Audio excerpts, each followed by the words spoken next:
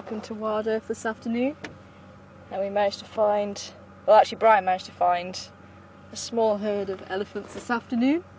I managed to be looking the other way and drove straight past them. So Eagle Eye is with us at the back, and it looks like a young female here. Mum's actually got a bit further on, and Mum has got a tiny little baby, so I'm hoping we're going to get a chance to see that. We'll head round and try and catch up with them just now.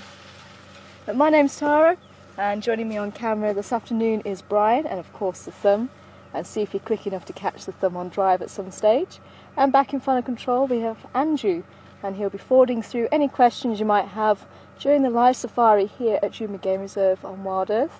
If you do have any questions, then send them through to questions@WildEarthTV, and if you do have any questions on the Twitter line, then you can send it through to #SafariLive. It's amazing how quickly those elephants can hide, hey? Let's see if we can catch up with them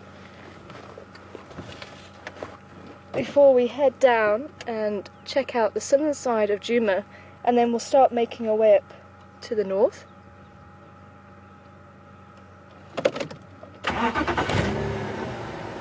So we have quite a lot of ground to check on. I'd love to try and catch up with Karula.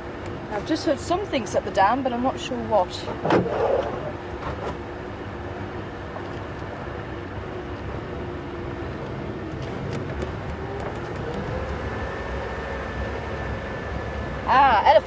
Elephants at the dam. Okay, I think maybe the family went directly east. I was hoping maybe they'd go to this little mud wallow around here. But let's try it. We might be lucky. They might have done something odd. But welcome aboard this afternoon, wherever you are in the world. Great to have you with us. And look, clear sky still. Oh, it's stunning. And the temperature is very hot out here today.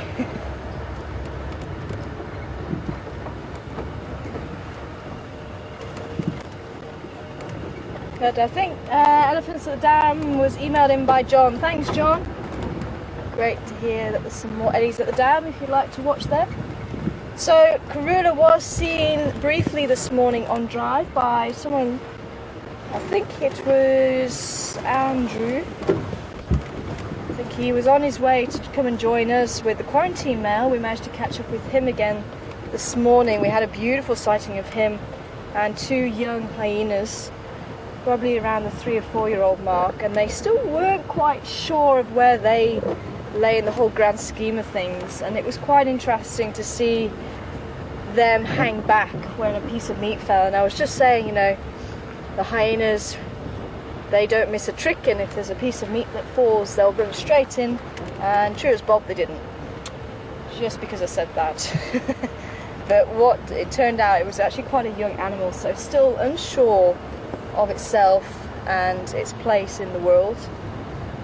And obviously with the leopard deciding, no, he's going to come down and reclaim the piece of meat, the young hyena decided, you know what, you are bigger than me. I am not going to try and take that from you. But then as soon as there was a second hyena who's slightly older came in, that's when the pair of them became a little bit bolder and then chased the cat up the tree. So I was hoping this was going to be the mud wallow they might have made the way to, but it looked like they were heading due east. But while we're on this road, we might as well go and check out Chelipan. So Karula was around Philemon Cut Line. We actually came down Philemon's Cut Line. We just started the drive on Weaver's Nest Road, just to catch your eyes out, see if you know where you are. Heading towards Chelipan now.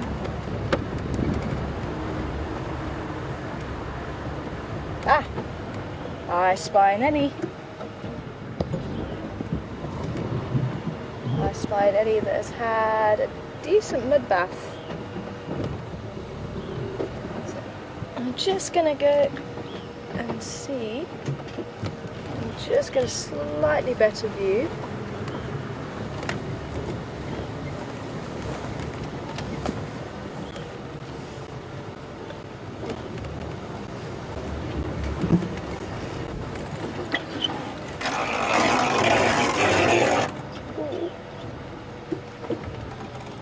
Hi, Tim from Arkansas.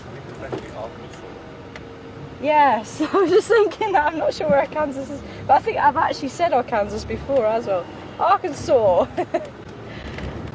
Welcome on board this afternoon. And Tim wanting to know how deep is the water table. To be honest, I'm actually not too sure.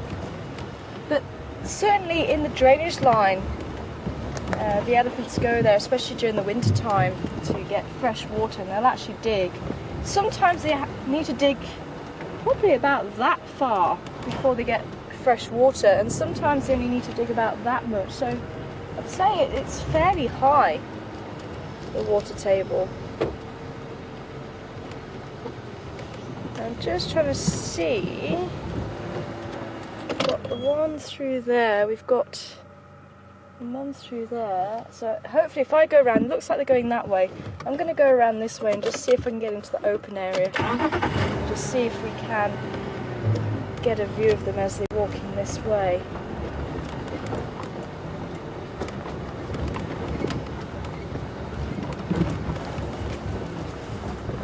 The Eddies are quite particular when it comes to the water that they're drinking.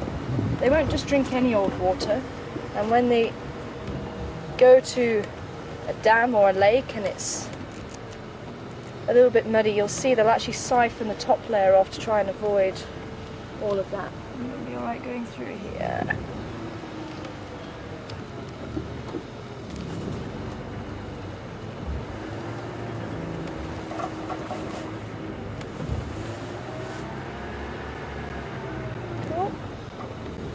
Okay, so it's slightly more open here.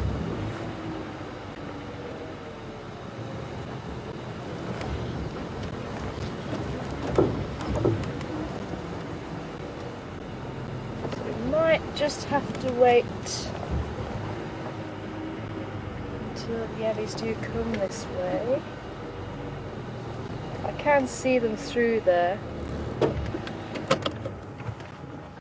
But again, we're just parking a little way off from them, and then it's up to them if they want to come near to us. But let's say I'd love to try and show you that baby. It was tiny.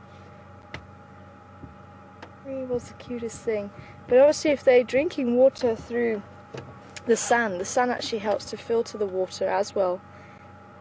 So it helps to keep it nice and clean. Oh, there's the black cuckoo.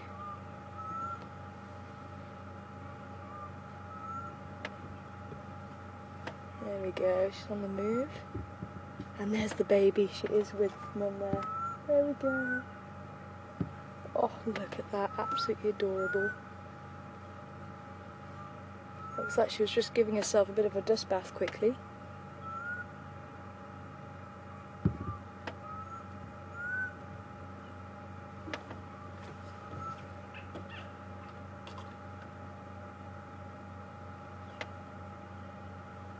We've got quite a clear view up ahead, so I'm hoping if she does cross somewhere up here, we'll be able to see her again.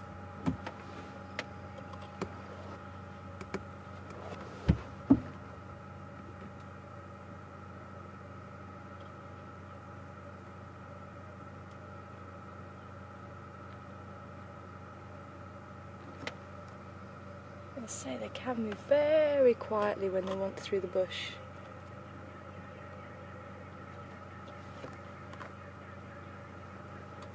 It might be that she has gone on that kind of an angle. Just going to pull back and just see if we can see what's going on that side.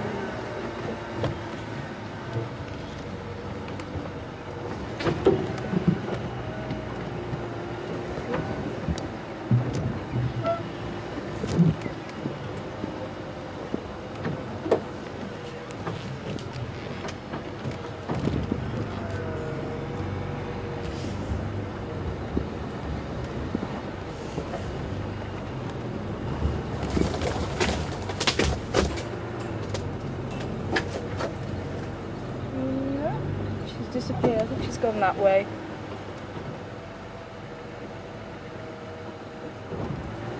I think probably our best bet to maybe try the other side of this road again. So it looks like they have gone on that direction.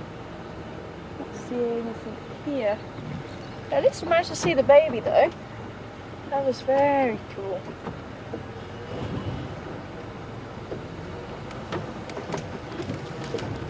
But by the time we do turn around and get out, they may have come to the bin on the other side. Let's just try that.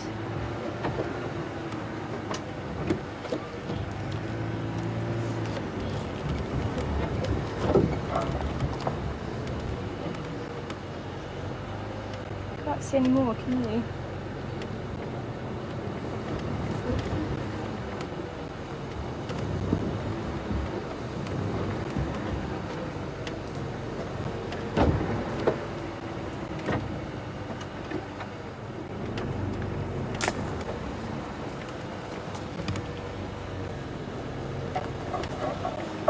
Nobody else there?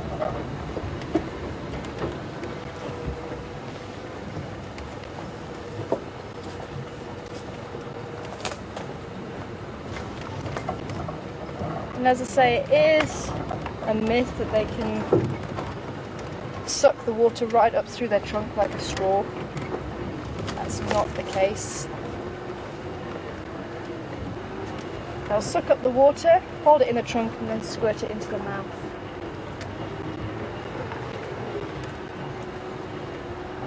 If memory serves me correctly, for an adult elephant they can hold around 20 litres in their trunk. But maybe someone can just check on that number for me.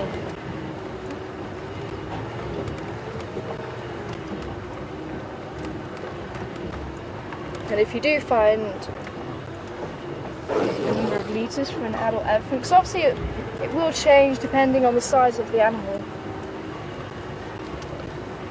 So questions at WildEarthTV or #SafariLive if you can find an answer. Say, if memory does serve me correctly, it should be around 20 litres at any one time, and they can drink around 100 litres in one go.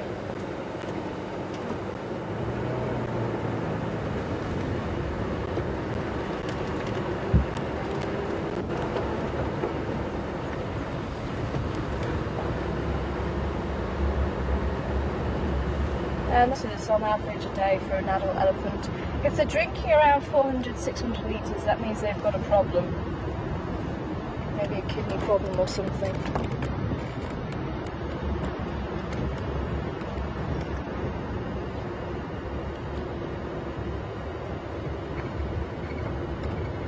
Just going to check out Chelapam while we're here. But apparently that hyena den has been active. And I did hear some unfortunate news. But it sounds like there was a leopard cub that was taken there, and they think it might have been Candy's. I think that happened yesterday or the day before. I'm actually quite surprised that they're still utilising it after the lion got there.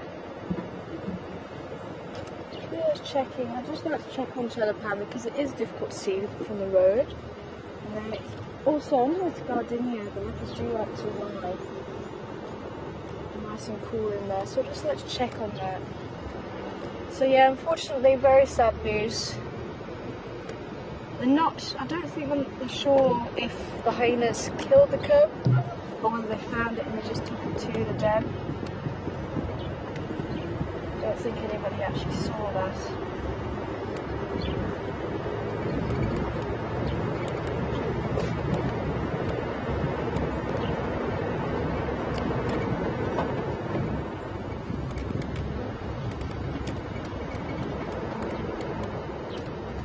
And it might be a little bit too hot to go down and check, but I thought we'll see if we can go down and check there and then come back come back up and have another look around for Karula.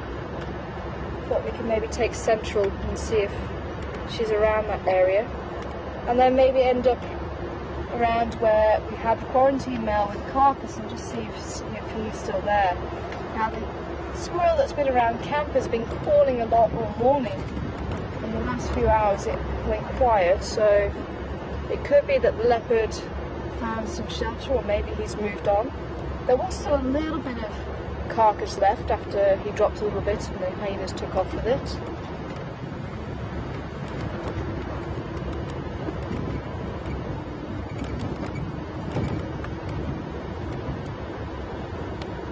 Lots of ellie dung in the road. Actually, that piece of ellie dung has not been split apart.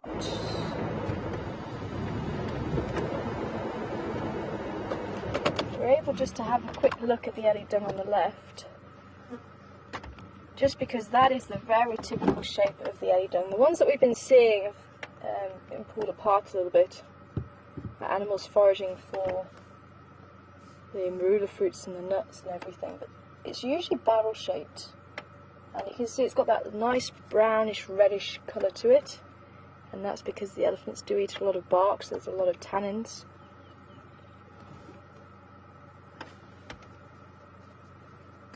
And we'll see if we can find you a hood doggy question this afternoon.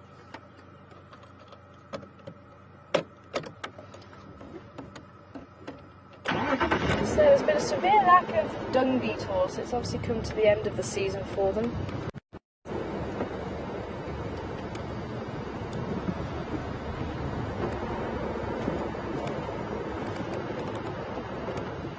Looking to show you a dung beetle. Dung beetles very important for getting rid of the dung, and they do go for carnivore dung as well. So carnivore and herbivore, depends on the species of dung beetles. Many different species.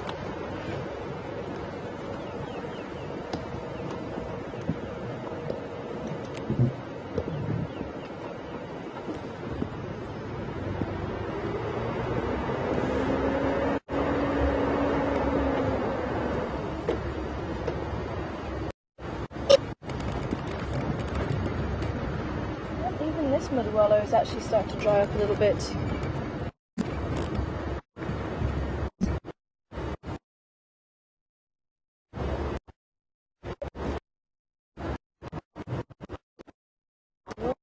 Well, this one's still got a little bit of water in it.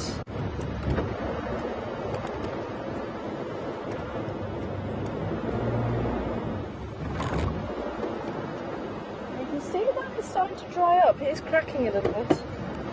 Oh. I saw the butterfly, but he flew off just before I could see it.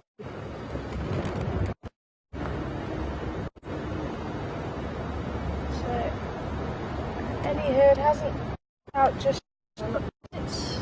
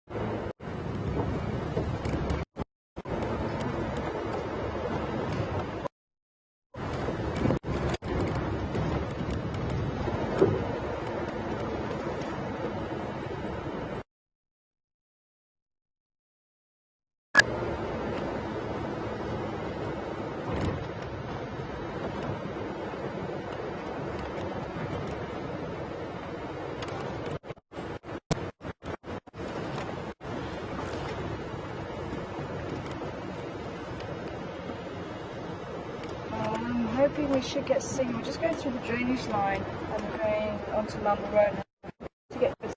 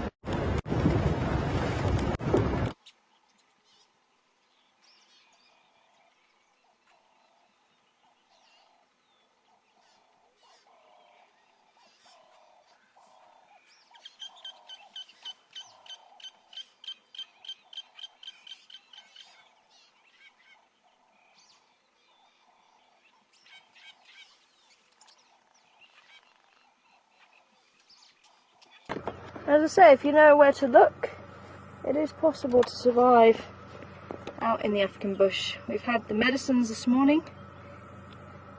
There's even perfume for the ladies. In certain areas there is a particular tree, it's called the lavender tree.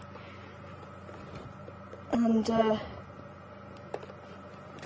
it actually smells of lavender, the leaves, and it's believed if you take 3 leaves and put them under your pillow you have sweet dreams. But I haven't seen the lavender tree around here. It tends to be more on the upper escarpment. We're in the low feld at the moment, the lower escarpment.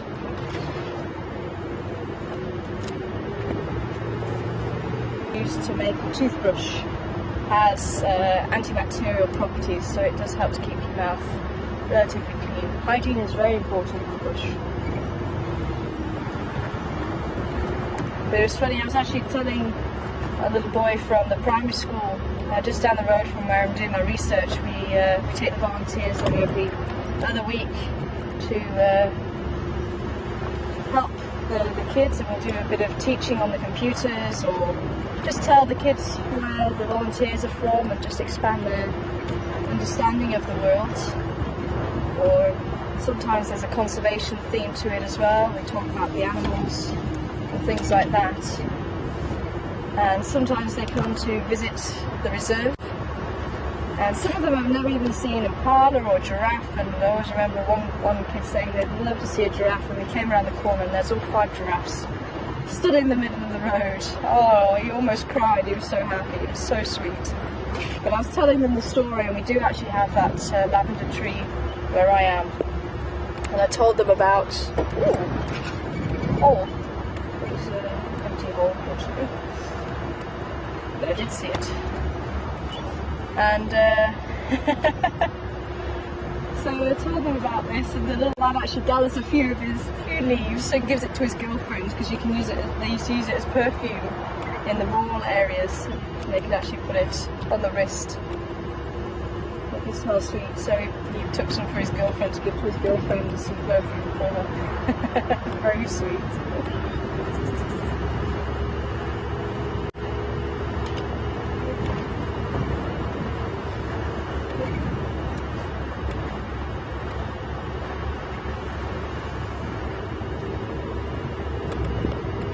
So this is Mamba Road. We're driving east. We're going to go and check in on the hyena den on Cheetah Line. Oh, the buzzards or something. There we go.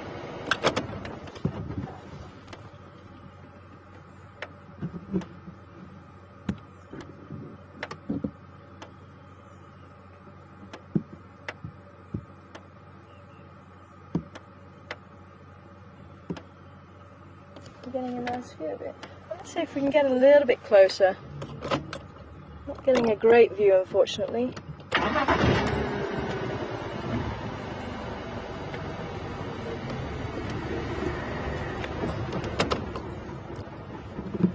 we go. Just see if we can see the head.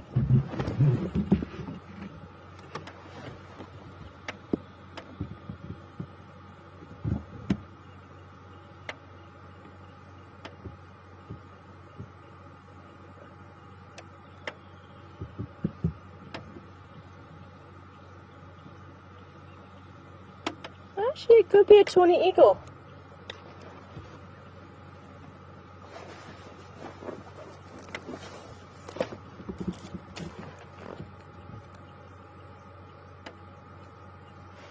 Seeing the fur on the legs, making it a true eagle.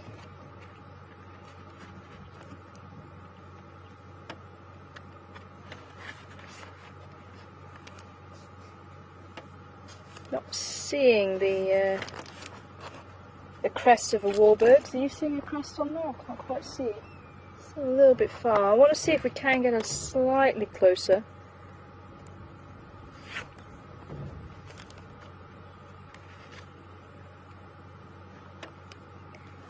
But I'm seeing a little bit of barring on the wing.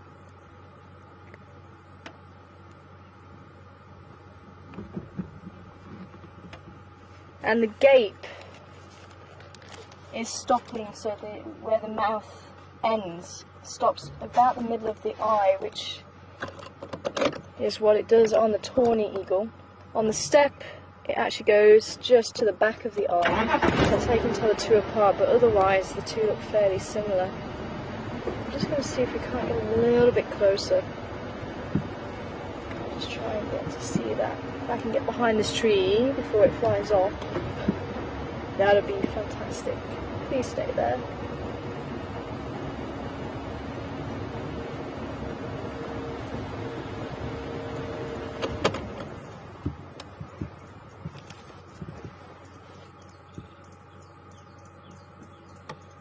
Yeah, so that's a tawny.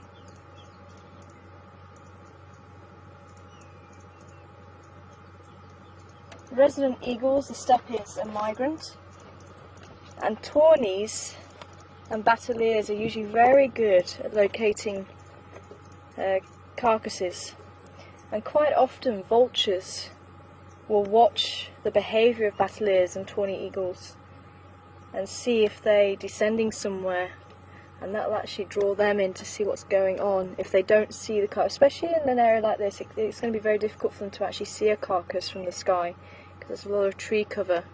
But out on the open plains, obviously they can see the carcasses from way up high.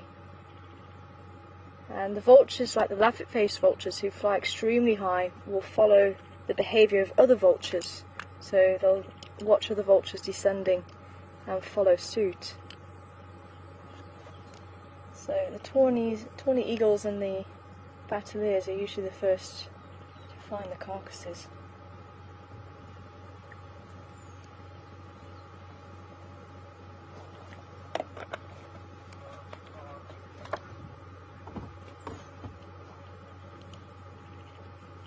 So welcome on board. If anybody has only just joined us and may have missed the information about Tandy's cub. Unfortunately, I heard that the hyena den that we're heading to actually had a cub there, and it's thought to be that of Tandy's. And we know her as Saseka. Excuse me. So Tandy is what the rest of the Sabi Sands, or the guides in this area, know her as, so we know her as Saseka. And unfortunately it sounds like her cub died, but we're not sure who or how it was killed, or who killed her, or the cub. But it was found at the den. Apparently a couple of days ago, I think it was seen there. But we're not sure if the hyenas actually killed it or just found it and brought it back to the den. So we're heading down there just to see what's going on down there. There goes the tawny eagle.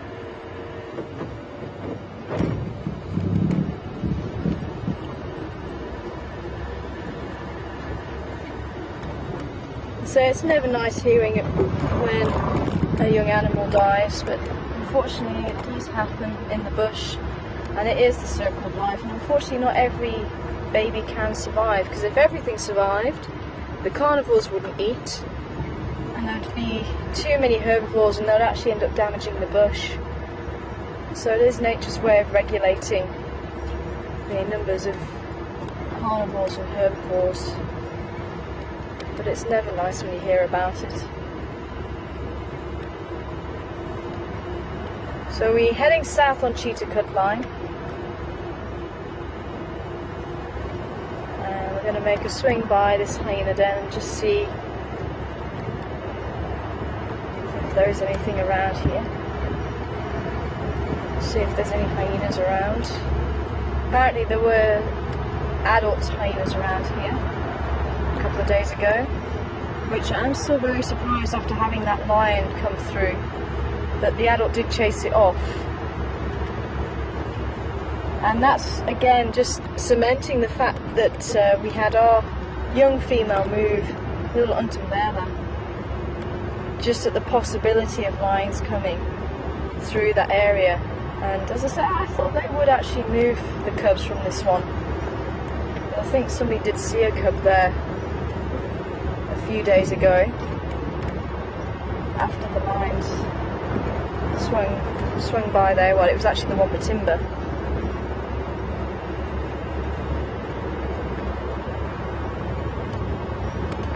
But let's see what we can find this side.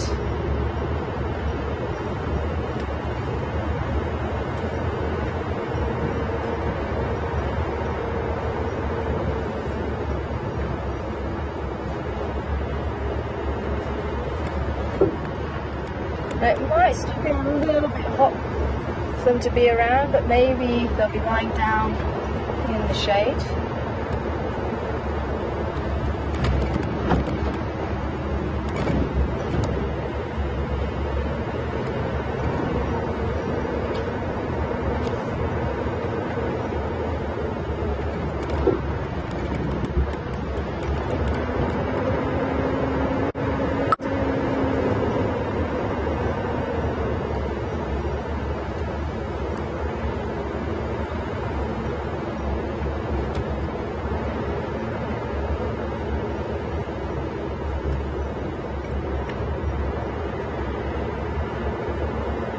There's been a lot of activity here again. I wonder if anybody's been checking on the den this side again. Might be locked at the moment.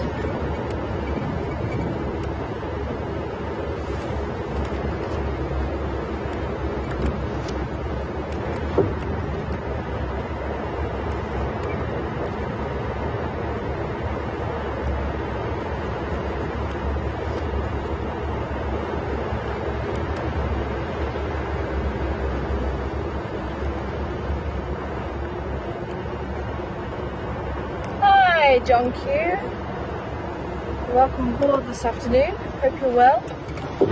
Yeah, it does look like someone has been here today.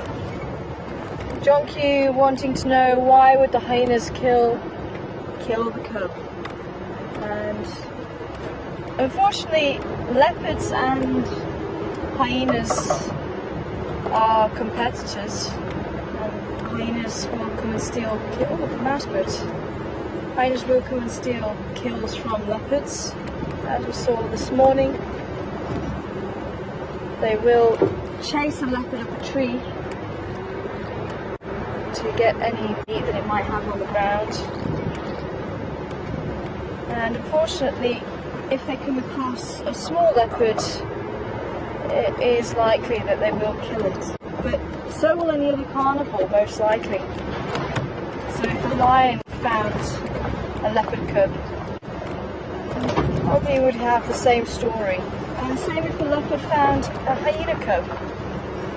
There is a big possibility the leopard would kill a hyena cub. But hyenas do tend to use the dens to hide their cubs away, and like the termite mound that we have in front of us.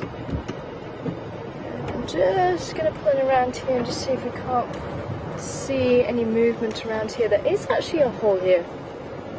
Didn't realise there's a hole here. So that one has been used. You can see it's quite clear. We're going to go around to the other side where I think the other hole is, and potentially where the adults might be, because that one seems to be more well used. But I do remember the lion was actually this side, so it could well be that the adult was here to chase it off. So I'm actually just going to reverse in, just so we don't have to turn around. It's quite awkward to look back at this one if we go in front ways.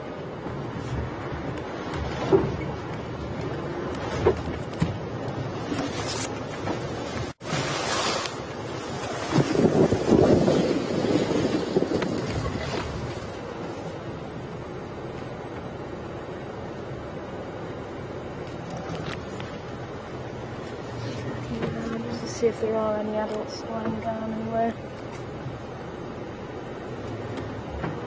Yes, sir. Ah, awesome. Just at the entrance to the hole? Yeah. Brilliant. Ah, yeah, there.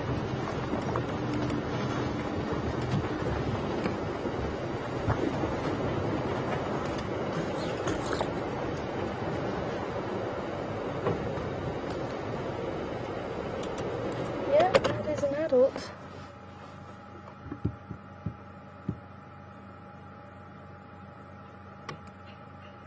Oh, and there's pup.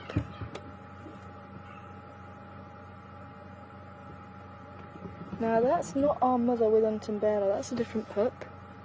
You can see the mother is much older looking in her face. And she's quite a big tail on her right ear, but nothing on her left. Now our mother had a notch in her right ear on the side and a notch in the left ear at the top.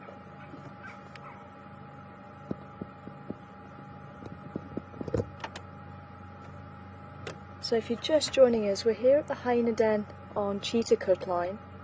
This is the one that we have been coming to every so often just to check to see if there has been any activity. And this is the den where the carcass of a baby leopard, and it sounds like it was Tandy's, was seen. But as I say, we're not sure if the hyenas killed it or whether it was already dead and they just brought it back.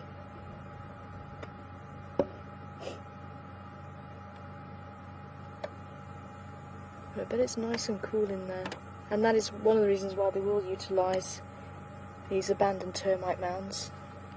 They will be nice and cool.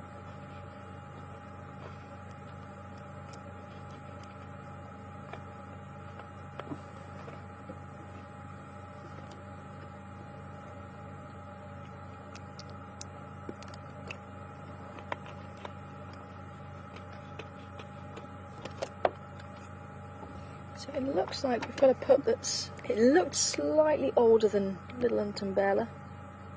This will definitely be a different mother. They don't suckle each other's pups, but it is likely that this female is part of the same clan as our other mother.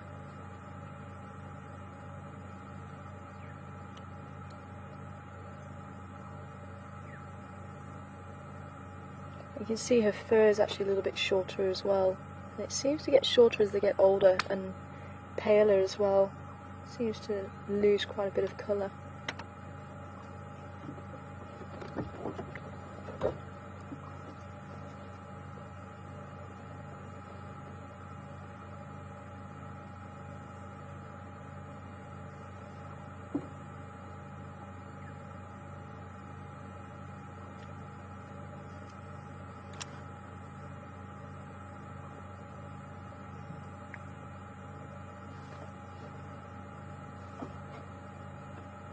Estimated little Bella was about a month old.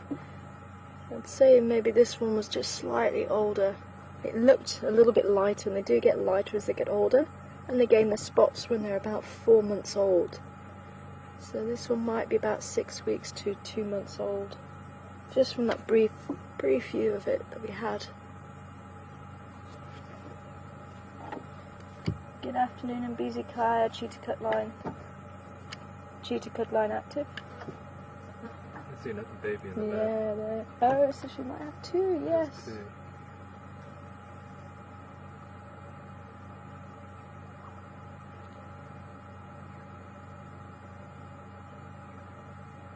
And I must admit, a lot of people are not great lovers of hyenas, but I think they do get bad press. And as I say, we mustn't forget that if a leopard came through here and those cubs were out in the open for whatever reason, the leopard would kill them, because they are competition.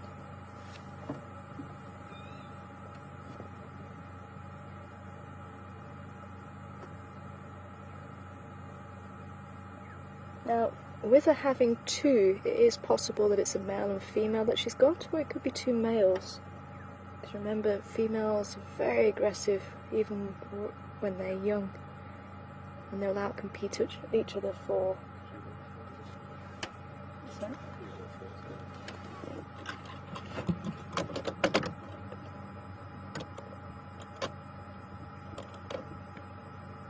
worried if I turn on, we might just chase it back in the hole. You see, the two of them are coming out.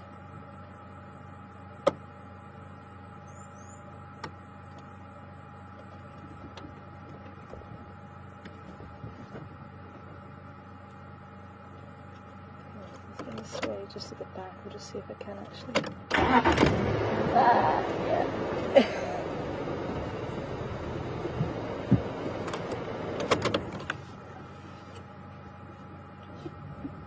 Sorry, little ones.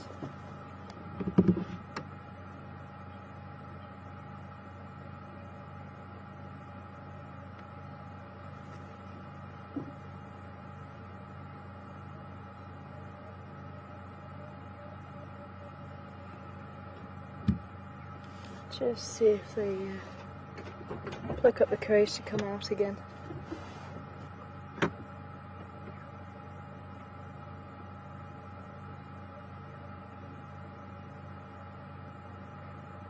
So yeah, so if there's two baby hyena which are female, right from word go, the one that's most dominant will make sure the smaller one doesn't get to the best heat that produces the most milk, and there will be quite a lot of bullying going on as well, so much so that whether they directly kill the sibling or just do it indirectly by stopping them getting to enough food, they do outcompete its sibling, and quite often the weaker one of the two will end up dying. So you tend to just get the one if it is a female. And as I say, that's because the females have a lot of testosterone in the body, and that causes them to be quite aggressive. And it was thought is to outcompete the males for food in order to be strong enough to raise the cubs, because the cubs actually suckle for a good 1.5 years, which is quite a long drawn out drinking time for the cubs, quite a long drawn out weaning period. They may only taste their first meat when they're about 8 months old. Whereas if you think about leopards, they'll be tasting meat when they're about 2 to 3 months old. So, quite rapid change for the leopards, and quite drawn out for the hyenas.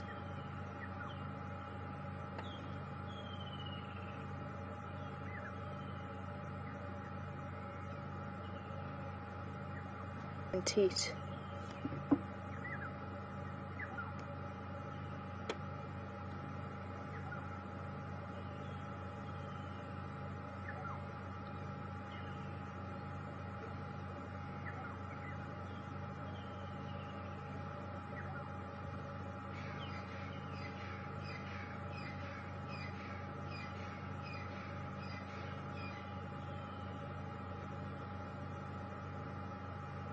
Well, I'll give them a couple more minutes, see if they'll make an appearance again, and then we'll see if we can move on.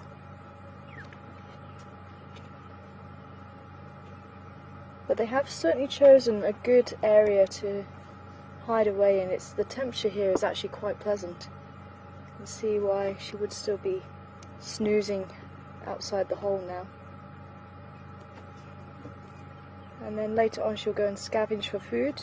The cubs will be left to fend for themselves in the hole, but they'll quite often dig a small scrape in the back that even adults can't get into. And they'll hide away in there if there's any danger that threatens.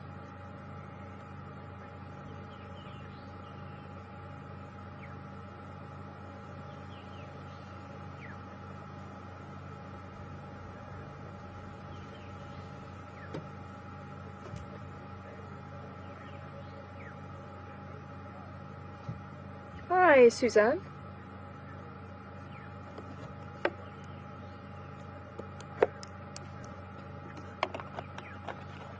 Good afternoon to you. Welcome on board, Suzanne. And Suzanne wanting to know if there's a male and female cub, or just two males, will they both survive? And generally they seem to. just because males are naturally submissive to the females, even right from birth, and the males also fairly submissive with each other, so there will still be that dominance play off, but they're not as aggressive towards each other as what the females are. And you don't really hear of both females making it through to adulthood. That's why, as I say, it's very normal to see one pup if there is actually two females that are born. Occasionally you can get 3 pups born, but very rarely you'll see all 3 survive. Very, very rarely. I don't think I've ever heard of 3 surviving.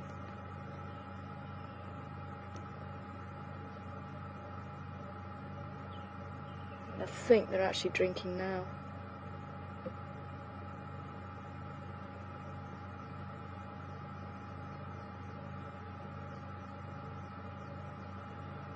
I can see a little bit of movement in the back there.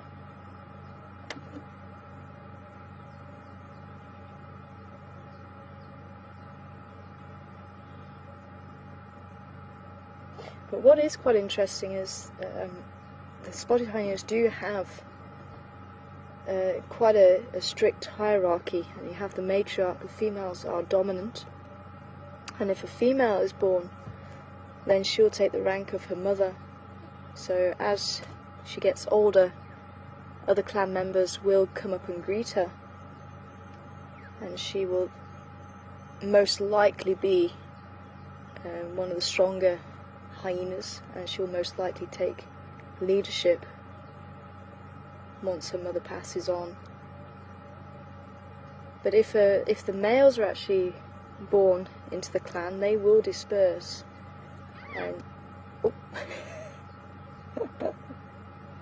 Did you hear that?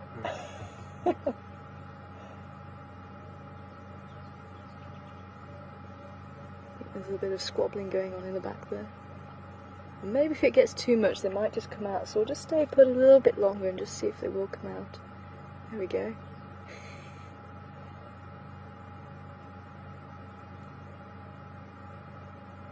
Yeah, I think they have been drinking. I'm just licking the lips there.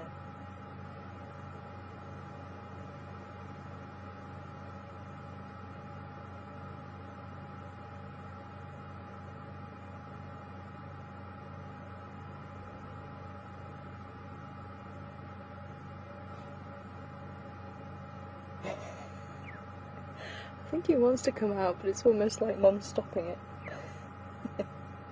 Nope, you can't go out and play. Come say hello.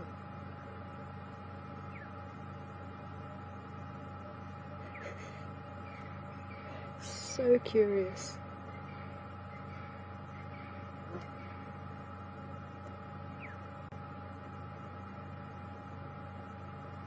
So yeah, so males will move on when they're about 2 years old or so. But if they're born to the matriarch, quite often they'll stay a bit longer, maybe about 3 years. Well, are you stopping them coming out, missus? Yeah, I think she's closed the bar now. I'm not allowed to drink anymore.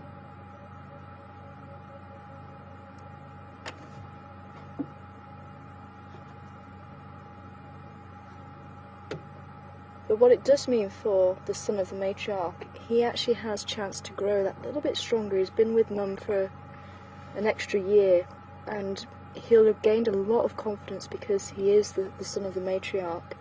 So he'll have quite a lot of confidence when it comes to approaching other female hyenas. And because of that, they're more likely to become breeding males because of that confidence.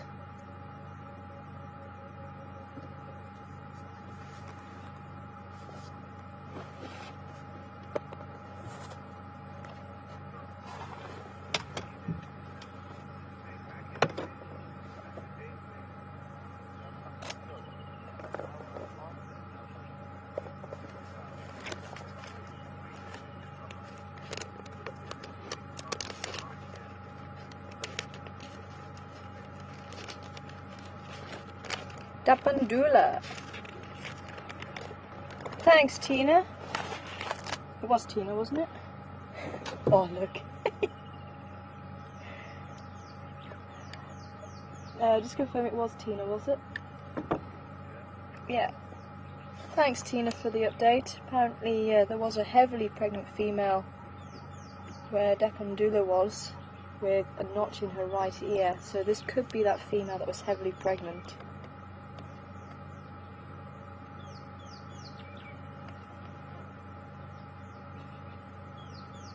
So it is possible it was her.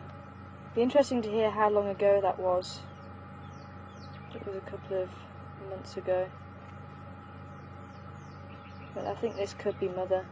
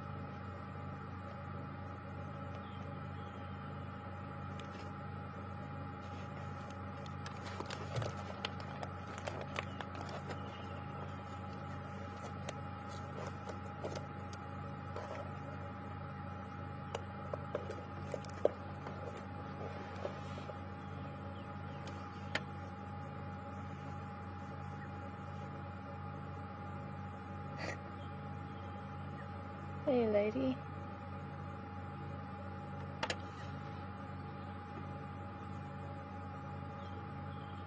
I'm not seeing any other hyenas around. I think, again, this could be just a single den. I don't think this is the communal den. And again, I'm not sure what the rank of this female is. It'd be quite interesting to hear what the interaction was of that hyena was. And it does sound like this was the same hyena. Good afternoon. BZ car active. Cheetah cut line. 2-month one.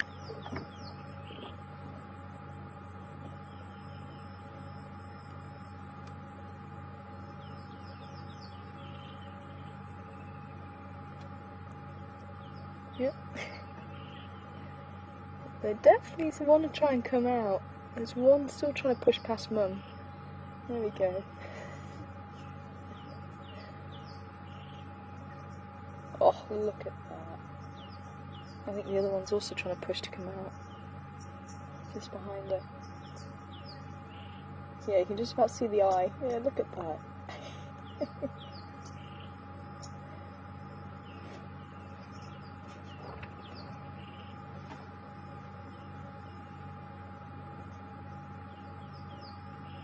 It could well be a male and female.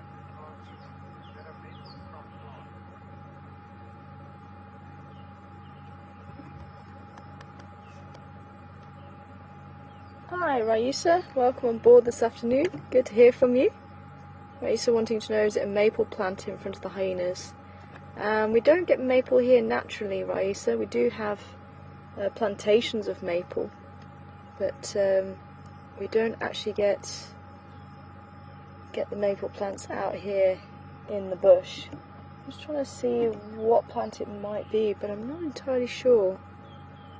There isn't anything this side that I can maybe have a look at.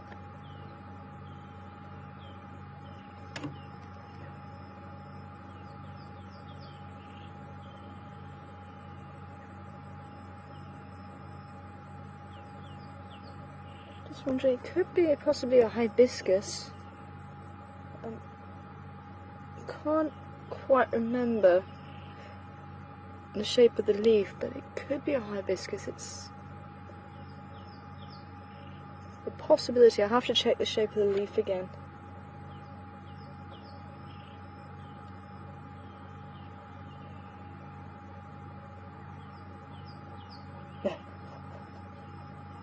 I think maybe Mum went on quite a trek yesterday. She definitely looks very settled in just to sleep. But it is possible that that one that keeps pushing out is a female and the one at the back is possibly a male.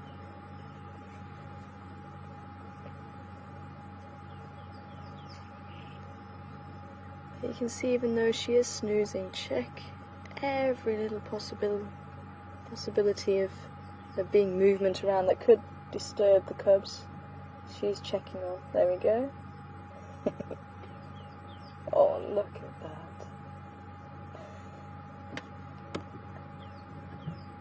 You can see the legs slightly longer than those of Ntumbelas. And not as black as the Ntumbela. Giving Mum a manicure.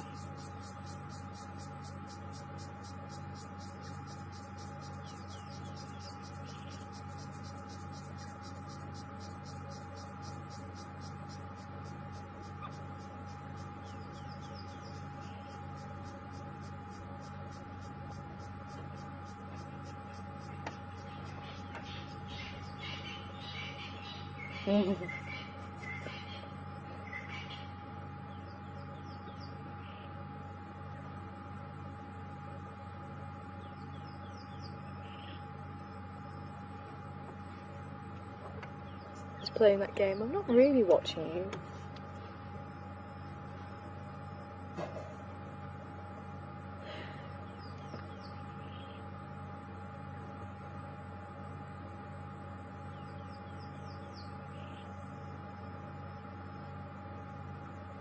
I think the fact we haven't seen the other one very much does tend to suggest it is a little male. Just for the reasons that I was saying before. The females are a lot more aggressive.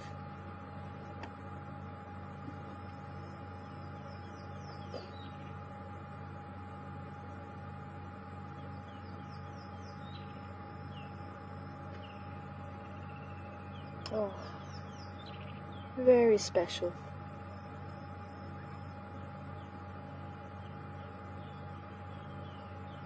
And again, she definitely looks a lot older in her face, a lot more experienced, and I think that's possibly why she is still here. I'm actually amazed that she is still here, to be honest, with having the Matimba male lion coming and sniffing around the den. But it could be, they did say there was a carcass here just before he turned up. I'm not sure what the carcass was from, but it's possible that was why he came sniffing around and maybe didn't realise there was actually cubs here. But whatever it is, she's obviously still got the pups here. And you'll hear I'm using pups and cubs to describe the young ones here.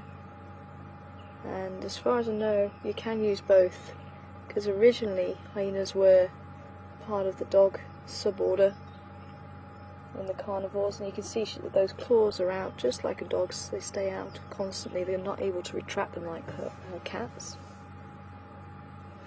But they are now reclassified in with the cat suborder.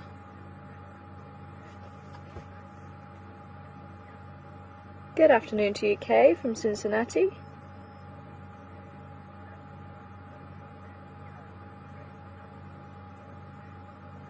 And Kay would like to know, do the dens flood when the rains come? And they can do, Kay.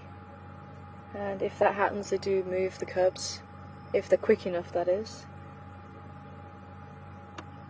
This one's actually quite high up, so I'd be very surprised. It's actually got like a little moat. I don't know if we're able to zoom out. And you can see it. It's almost like a little castle, and it's got a moat around it. It's quite well situated, whereas the one on Finland's cut line wasn't as high off the ground as what this one is. But yeah, you can kind of just see the moat, the little drainage line that runs around it. So I'd say for this one it'd be very difficult for this one to actually flood. But the one on Philemon's could line if there was a lot of rain. That one could potentially flood. And the baby's coming back out to see.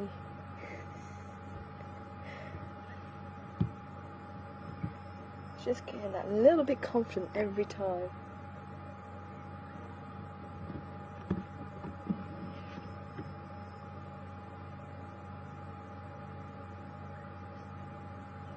Hoping that second one might just come out and say hello.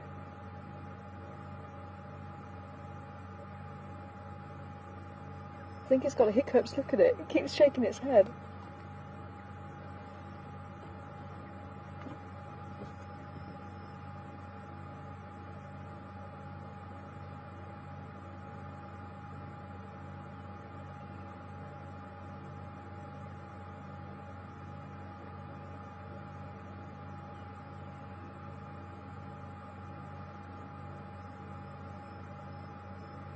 Actually, I think this is the second one.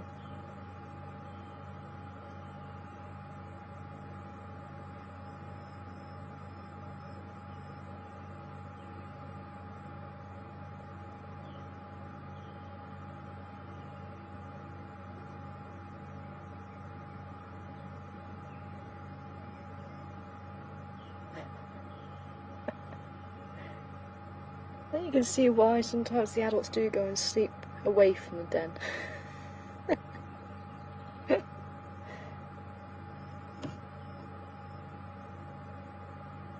Might just be able to make them climbing all over Mum at the back.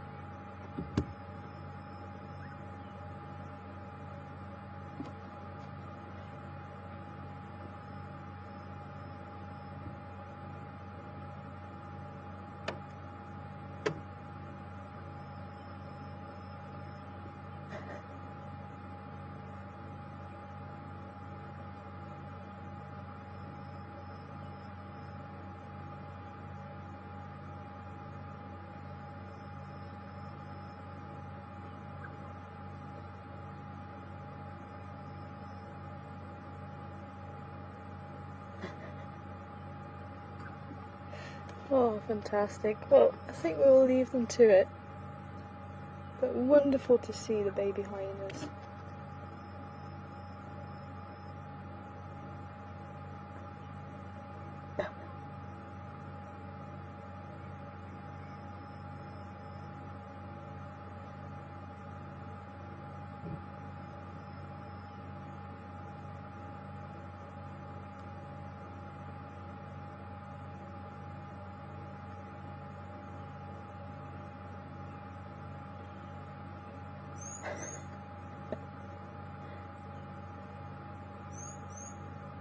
I really wouldn't be surprised if she got up and moved very shortly. Just get a bit of peace and quiet.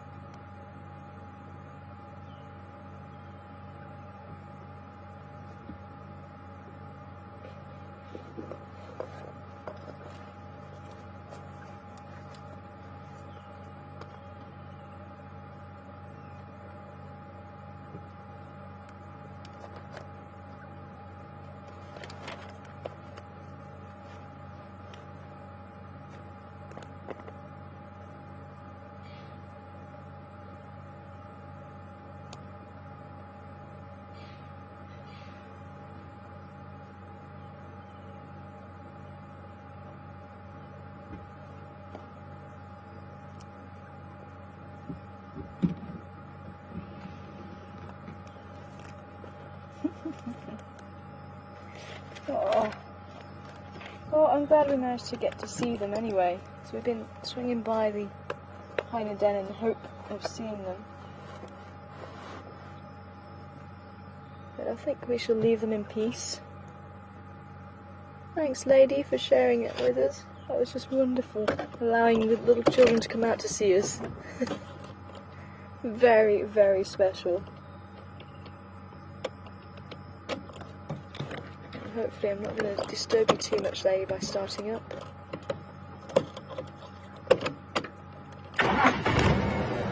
Yeah, just messing with the keys just a little bit, just to give her a pre-warning that it's going to start the vehicle.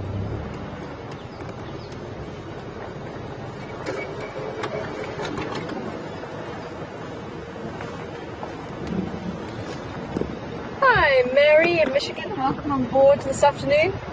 Mary in Michigan would like to know at what age do the hyena babies get the spots. It's about 4 months old.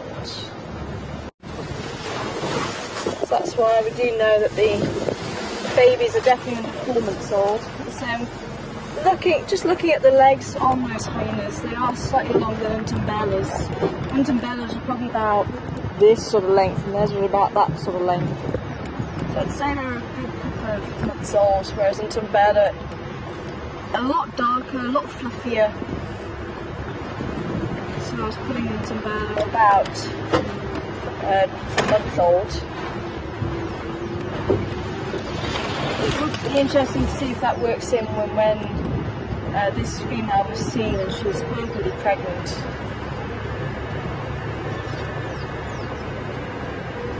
But Tumbella was very, very young. I'd love to catch up with her before I leave. We'd have to find some try and follow her into the den again.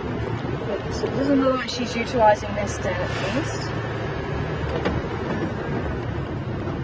But this was the den that the baby hyena, a baby leopard carcass was seen at a couple of days ago apparently.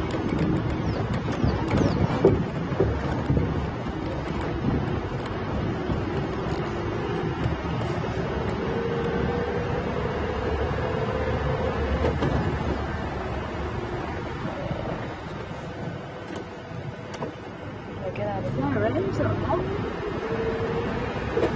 Okay, so we're gonna head back west.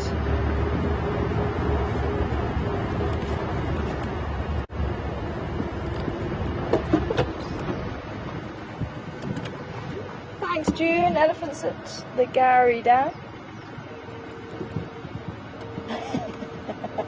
Let me just see if we can pull forward and see if they won't run away, I'm hoping.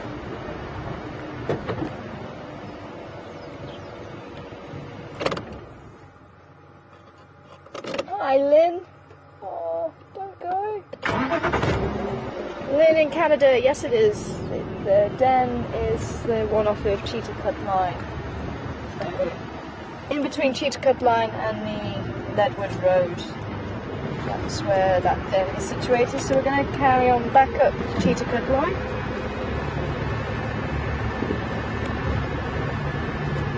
And we're going to cut across Bayview's Battalier Road, across. Hopefully the signal will hold. We're going to do a lap around Twin Dams Road and Philemon's Cut Line area, see if we can meet up with Karula, because that's where she was lost this morning. I think one of the other guides did find her at the southern side of the quarantine area. And we were sat with the quarantine male just at the back of the old final control actually. And I'm pretty sure the squirrel at camp could actually still see, because where we are now it's on the opposite side of the road to where we used to be. So we're still fairly close by, but we can't see the drainage line anymore. But I think that squirrel was letting us know that the leopard was still around. Or letting anybody know who was prepared to listen to it. The leopard was still there. But he did still have a little bit of kill left, so I think once it cools down again, we're going to go and have a look around, see if he is still there. It would be lovely if he is. He might be resting up in the bushes where it's nice and cool at the moment. So we'll definitely make a turn around there and just see what's happening. But lovely to catch up with baby hyenas again. And as I say, it's quite interesting. We're getting this story unfolding from both sides, which is very interesting. We obviously have the hyenas with their mothers, and we have Karuna with her cubs. And I know a lot of people are not liking the hyenas because they killed one of Karuna's cubs and potentially killed another leopard cub. But as I say, you must remember this is the wild, and these things, unfortunately, as awful it is to hear, it does happen. And that is all part of nature. And you've got to remember, if every carnivore did survive, we'd be overrun with carnivores. And remember, those carnivores eat baby impala, baby kudu, and baby wildebeest. And if they eat too many herbivores, then they are going to end up starving because there's not enough food. And that's nature's way of regulating. So not all carnivores can survive, and not all herbivores can survive. Because if there's too many herbivores, they'll demolish the vegetation.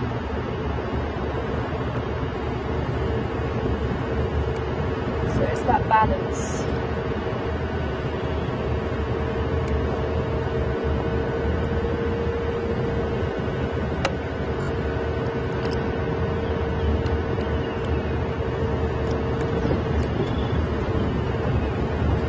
If you would like to send through any questions this afternoon, questions at WildEarthTV, #Safari Live.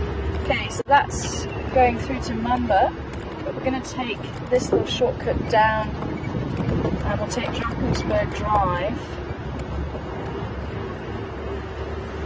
onto Battalier Road.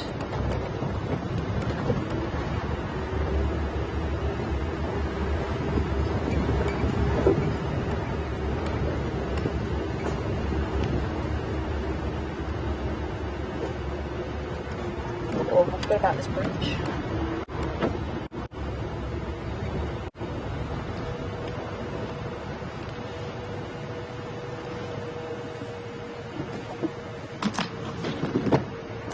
Okay.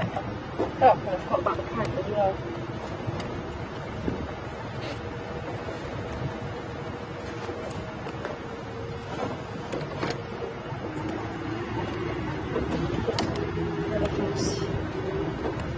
They hear the sound of water moving through the pipe, so they dig up the pipe to try and get to the water.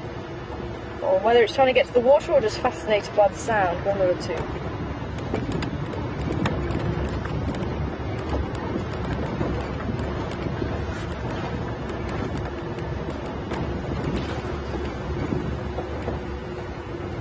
And forever on the lookout for your next Who Done It question. Let's see what we can find for you this afternoon. For those of you who missed, we actually had a wonderful sighting of zebra this morning. We had a couple of males sparring. I was hoping maybe they would still be around quarantine area, but it looks like they've carried on heading west, which is kind of the route that they were taking yesterday. But interestingly enough, I was saying this morning that they used to be known as Birchall zebra, and they got split up from the eastern African Birchall zebra. But now they've gone through the change again, and apparently once again they are known as the Birchall zebra. So whoever's changing the names of the zebra, please, enough now, can't keep up. But the more they're doing, they research the genetics, because the zebras look different down here to East Africa. So that's why the argument came in that they looked different, so they couldn't be the same. So we ended up with a common or plain zebra. And I just saw, oh there he is, straight through those trees there.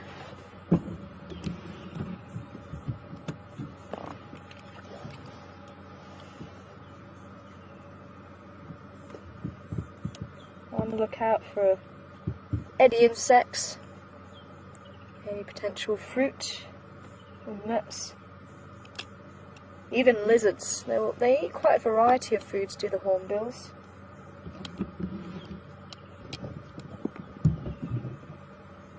Let me just see if he will allow us to pull in next to him. They're usually quite relaxed, these birds, but depends on how often they've been viewed by vehicles. But apparently not this one. Yellow-billed hornbill.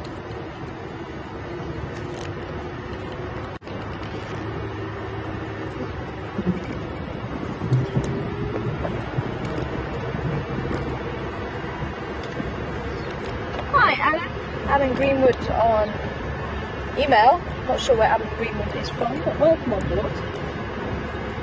Good to have you with us this afternoon. And Adam asking, what's the most exotic bird I've seen lately? Now, exotic, do you mean alien bird that shouldn't be here? Because I've seen peacock. We do have a small group of peacocks around. And the peacocks originate from India. The tigers tend to catch them, and they actually catch the trains of the peacocks. The peacocks will sit in the tree, the train hangs down, the tigers grab hold of the train and pull the peacock down off the branch.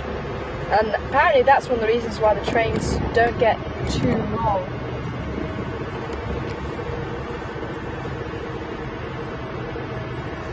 I just see a little bird here.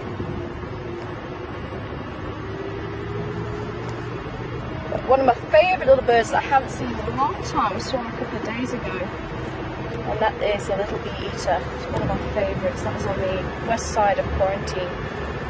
So with the zebra, as I say, they decided because they look different, then we ended up with the common or the plain zebra and the birch zebra in East Africa. So that's what it was a few years ago. But now they've changed it back again. Looking at the genetics, apparently genetics are no different from each other. So now they've decided that they're all plain zebra. There are 6 subspecies of plain zebra. And one of them is the extinct quagga, which apparently people are trying to recreate, and I think they have done it around the Cape. But the extinct quagga is one of them, and even the Latin name has changed for the plain zebra. So we now have the virtual zebra again.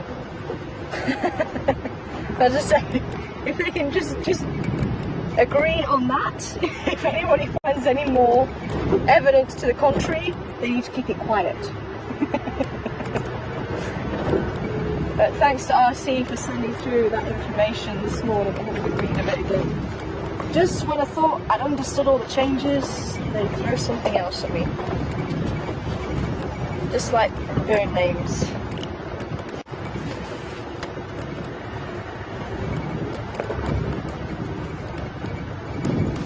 I'm going to just get through inside, yeah?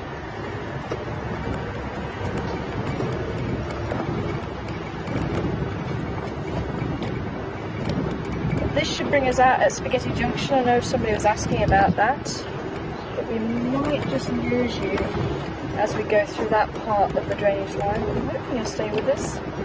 It was always a very pretty part of the drainage line, and it still is. It looks very well used, but this road doesn't. This road looks like it's not been used for a little while. So we'll see if we can get out the other end, or I'll be driving back along it.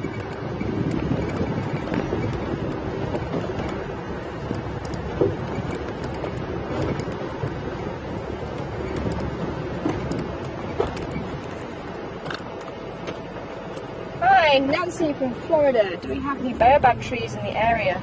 We're just a little bit too far south of baobabs. The furthest baobab, the closest baobab to us, which is the furthest south, is just a little bit higher from where we are, and that's in Kruger. So Kruger is lying that way, so if you went up even just I think a couple of Ks, you'd actually come to the baobab.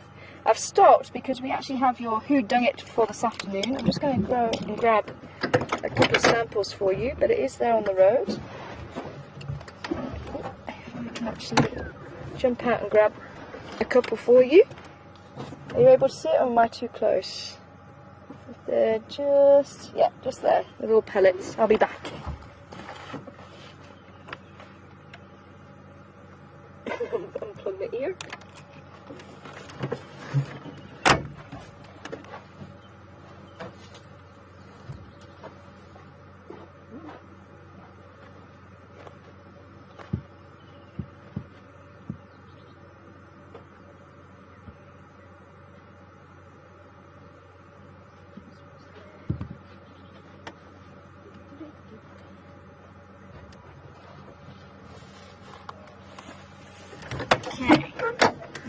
Now I've picked up these specifically because they actually do fit together, which helps to determine who they might be from. So if I put them here,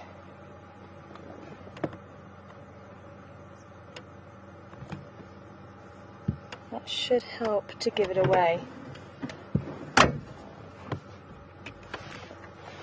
So if you'd like to play along, try and guess which animal this dung belongs to. Now remember, I only pick up the dung from certain species of animals because the bacteria in other animals is not good.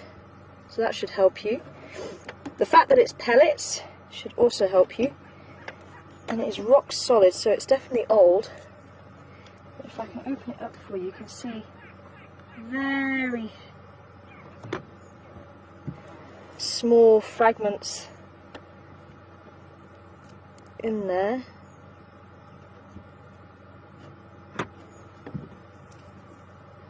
We have the scent container, I think. If I can, there we go.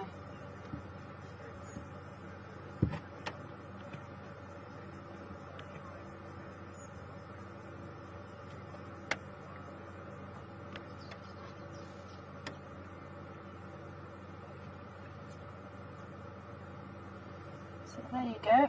So if you would like to play along with the Who Dung It, questions at WildEarthTV or #Safari Live.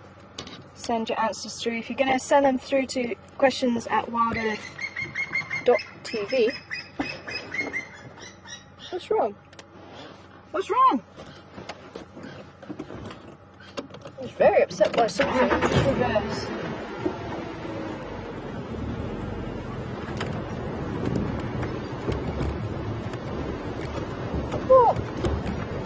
What a commotion.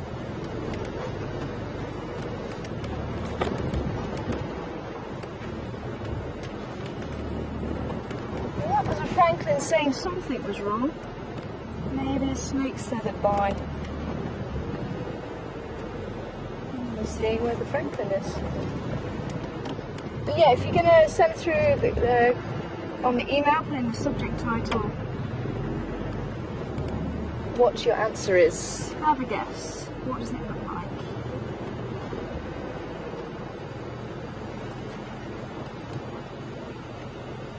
Hello, Franklin. Where are you?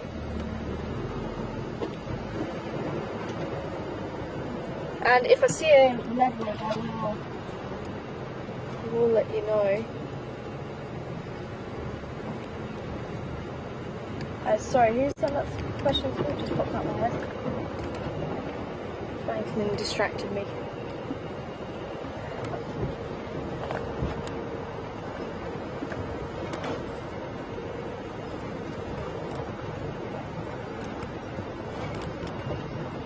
I think it was Susan. I think it was Susan. Welcome on board, Susan. I'm hoping it was you, Susan. Apologies, the Franklin literally just distracted me. But Susan wanted to know if we find leopards here in Africa, and there's leopards in India where the tigers are, why do we get tigers here? We also find lions in India, and the Asiatic lion is probably one of the most endangered cats on the planet, and they live in one section of India, the Gaia forest.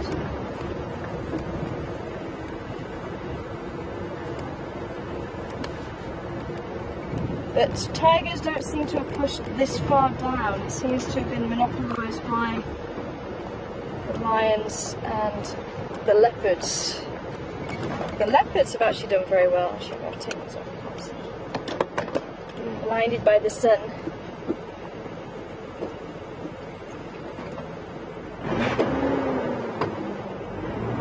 Let's see what's going on with this hole.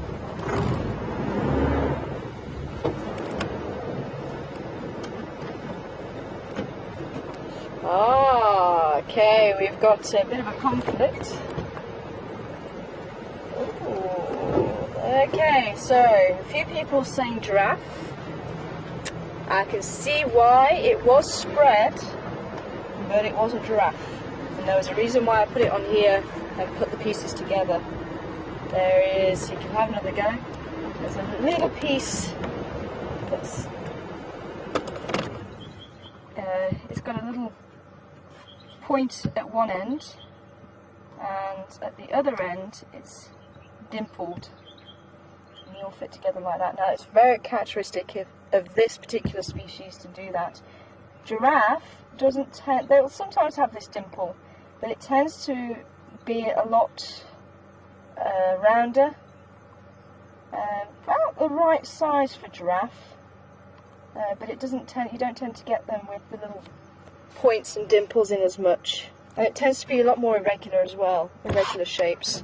But some of you did notice it was spread out. Giraffes do tend to spread out, because remember it's got about 2 meters to drop, so you don't tend to find giraffes in a nice neat pile like you do with other antelope.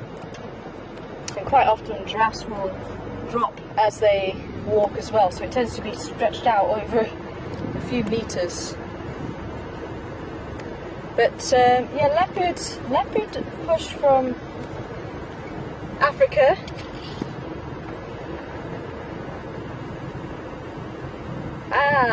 Well done, Lynn, Ria and Kathleen coming back with kudu. It was kudu dung.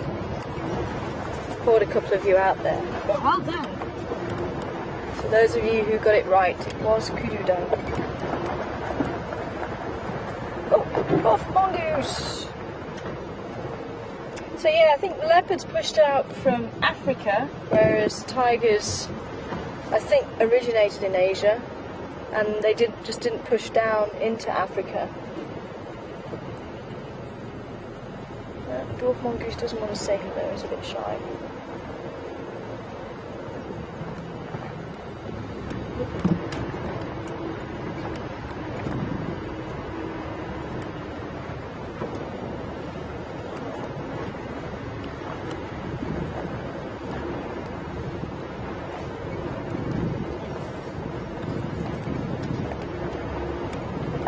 But for animals to exist with each other, they need to form, or they need to have slightly different roles. So they'll eat different things and just have a slightly different role in that area.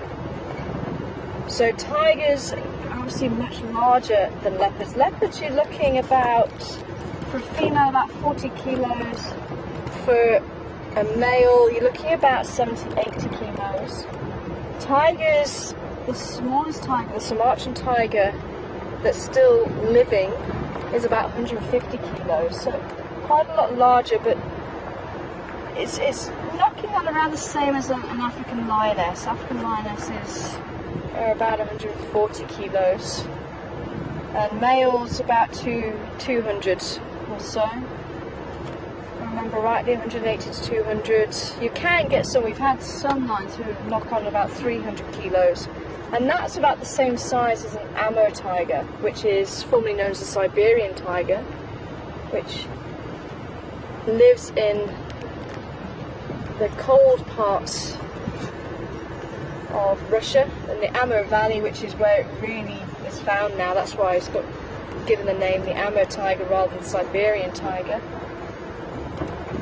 So that's about the size of the largest tiger. So they do eat different things. The largest tiger eats elk and wild boar, huge animals, whereas the Sumatran eats monkeys, and it lives in the jungles, so much smaller than its cousin. The Bengal tiger, just a little bit larger than the Sumatran tiger. Bengal or Indian tiger is probably about 180 kilo mark, roughly about the same size as a lioness, I'd say, maybe.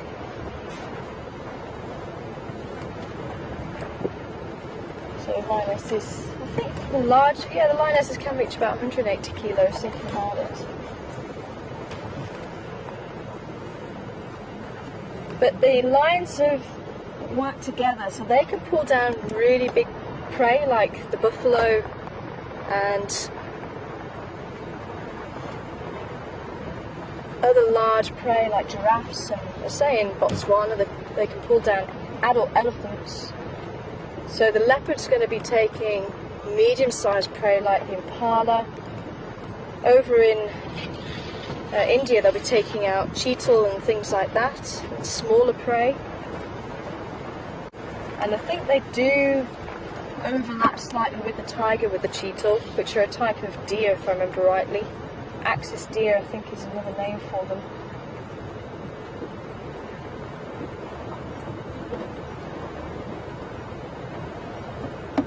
And I think really down this side we have the hyenas and the wild dogs. So I think we really overrun with carnivores. So I don't think the tiger would really be able to take up a role here that wasn't taken away from one of the other species. Now, if you have an animal that does do that, takes the role, one of two things will happen. Either they will adapt so they can still survive, or one of those species will become extinct. And that's how you get the local extinctions without human interference we're talking about now. But if they can actually find some way of co-inhabiting, having a different role, then they can both survive, or one of them adapts. But I don't think the tiger could survive with this amount of carnivores. I don't know what the tiger would go for without directly competing with something else for any of the food sources. What they found out in, I think, Ranthambore Park in India is the tigers almost are starting to act like lions to pull down water buffalo there. Because remember, water buffalo are found in Asia. We have the African buffalo this side. But they are finding, a little bit like the leopard, that the tigers maybe are interacting more socially than what was originally thought, because tigers are supposed to be solitary. But they have seen on a few occasions tigers actually working together to pull down buffalo. That could be that maybe their natural prey is becoming quite reduced, so again they're adapting to try and survive.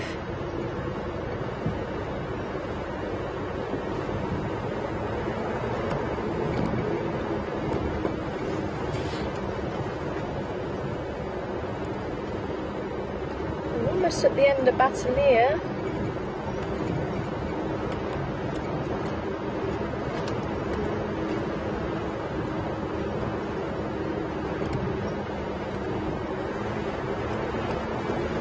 There we go. Bird just on the end of the branch. There you go. This is going to be an easy one for maybe some people who are new to birding and may have been enjoying the birds on drive. What bird is this? It's backlit, so I'm going to see if we can get around the front. Yeah, unfortunately we're not getting the colours. It has quite a lot of different colours, quite a harsh voice. Send your answers through to WildEarthTV, #SafariLive, but I'm going to see if it will allow us to get around the back of it, because the sun at the moment is behind it, and that's why we're not seeing those beautiful vivid colours of this particular bird. So hopefully if I start up it's not going to fly away. Otherwise I might have to resort to a picture. Please stay. No! Oh. See if he does land again.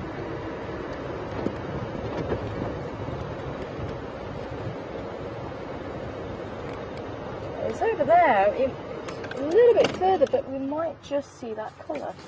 Otherwise, let me get my book ready just in case.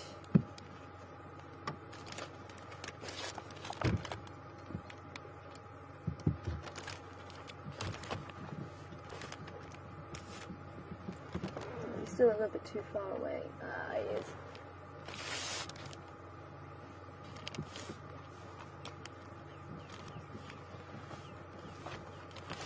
I'll do that. There you go. So it's this bird here.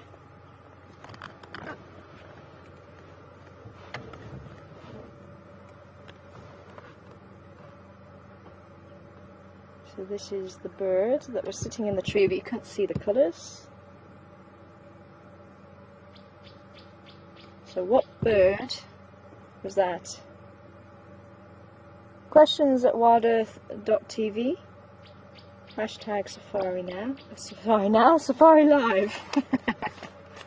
And for those of you who are wondering what book this is,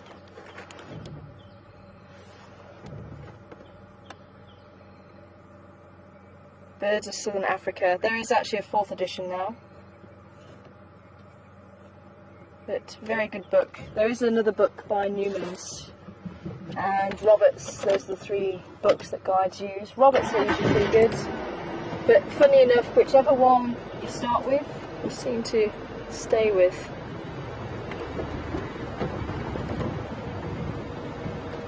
Just get used to it. I do have the photography book as well for birds, but I just find that this one's really easy because it's as a field guide you can get to the birds very quickly.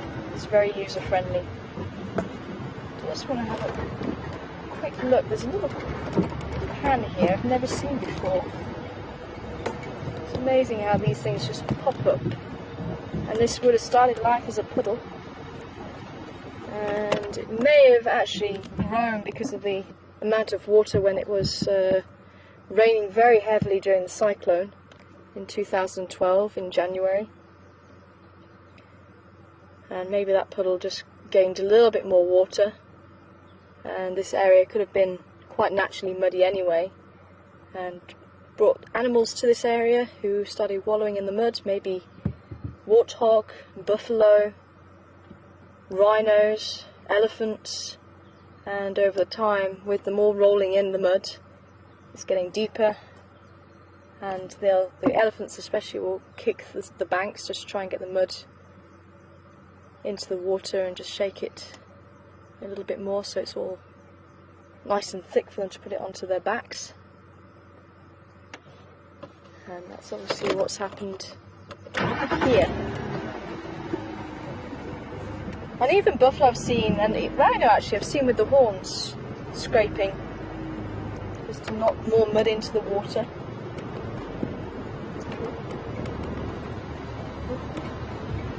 I thought maybe someone might be here.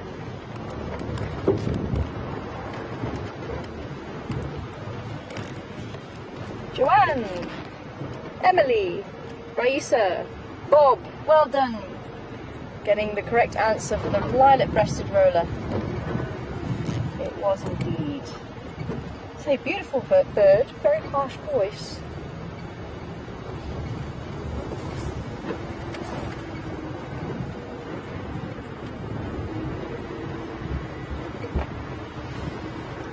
Now there's an old leadwood. And leadwoods are actually very long-lived trees. They can live up to like 1,000 years, and they can stand for 1,000 more before they completely rot inside. So quite amazing trees, but you might just be able to make out bits of the bark. Very grey bark, and it's very deeply grooved. They also make very good perching points for leopards. There you go, you can make out some of that bark.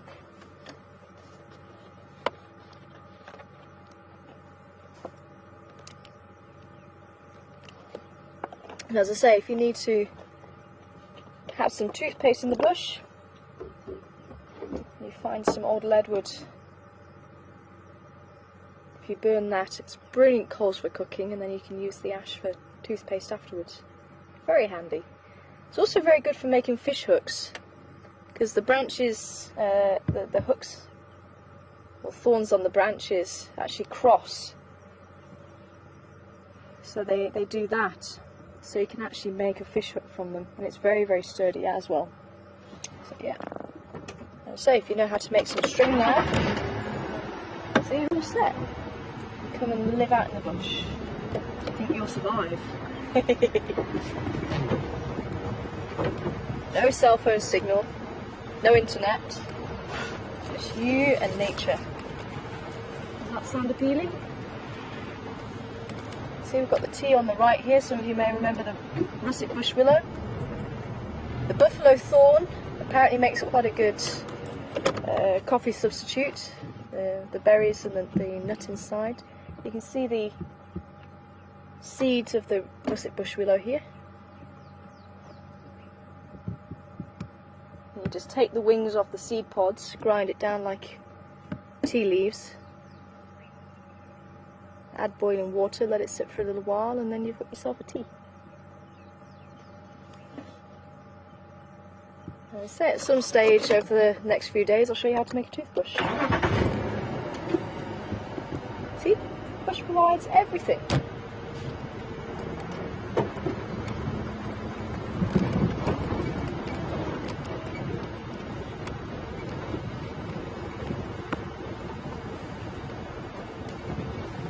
There's another leadwood there.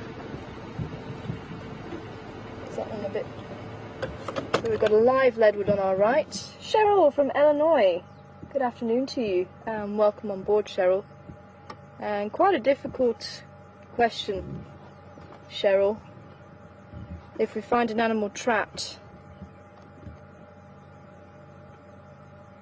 would we interfere or just let nature take its course? And it really does depend on the situation, Cheryl. Every situation is different. Technically speaking, you should let nature take its course if it is natural, but if it's because of humans, then we definitely interfere. So if it's trapped in a fence or something like that, and the same if an animal's been injured because of humans. But technically speaking, if it's natural, you should leave it, but at the same time, we are human. And certainly seeing an animal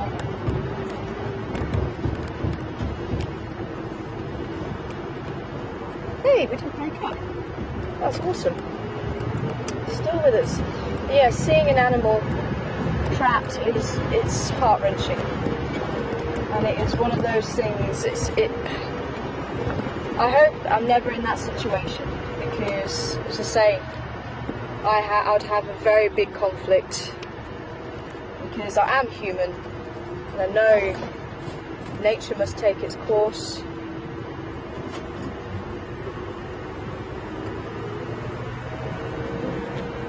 But, as I say, we are human, and we would want to intervene because we don't want to see animals suffer.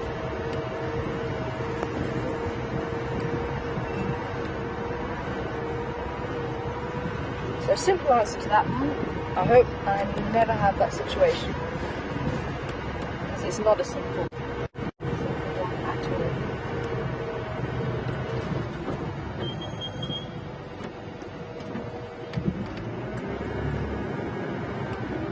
Hey, and we got a tortoise, and actually that one just sprang to mind just as I was thinking about it, because technically I should have left the tortoise the other day on its back, because of nature. But I also argued the point that we were there, it was on the road, it was crossing the road, and I think we did spook it, and it tried to get up the bank as quickly as possible. So technically speaking, I think we were involved there, so I could turn it on its back on its front. But as I say, any tortoise that I see, to be fair, there's not really any question, I do flip them over.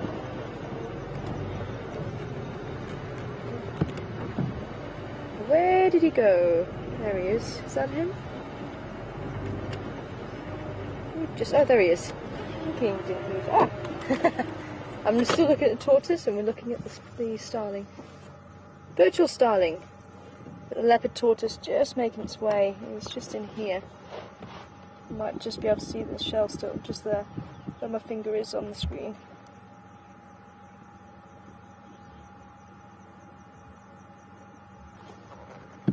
You might just be able to make out the shell there. That's why they're called leopard tortoises. Well, there are a few tortoises that can actually swim.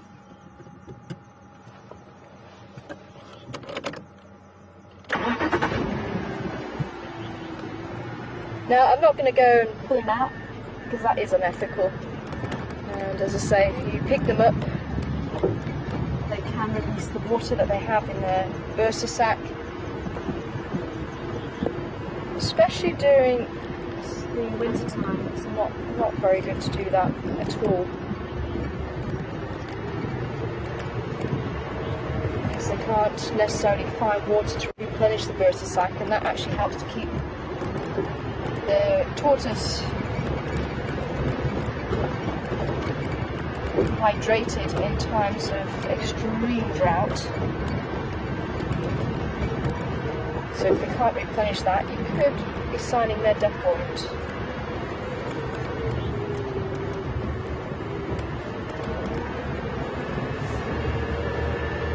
It's the same with dung beetles as well.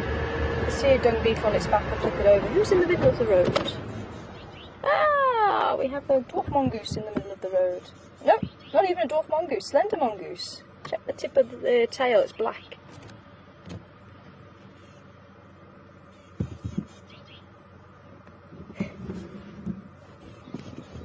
Go ahead. Mongoose in the road.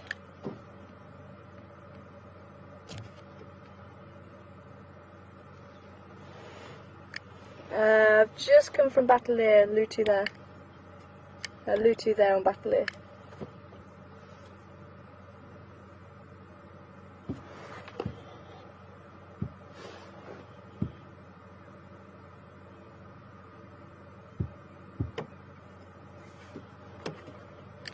I can copy. Which direction were they fambering?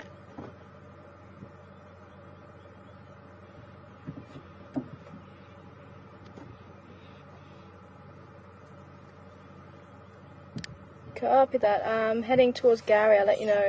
I'll let you know if there's anything that side. Wow, this little guy's very cheeky. You don't tend to see slender mongoose staying in the road. They usually cross the road and that's it, they've gone.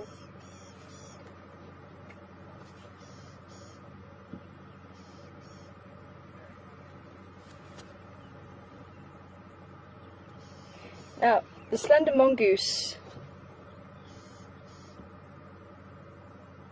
is, so I'm just hearing there's a bit of an update there. But the slender mongoose is a solitary predator. You don't tend to see too many, unless it's a female with offspring.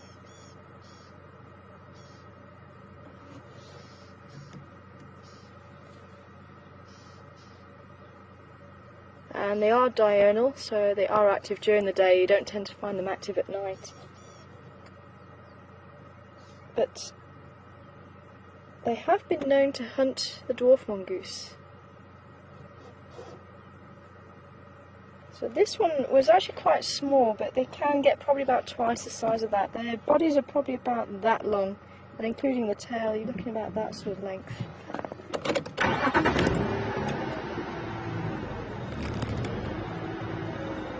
So they've just said that somebody found lion tracks somewhere on the central road.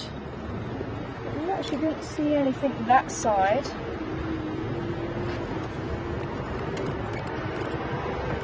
I don't know if you can see all these little tracks walking along here.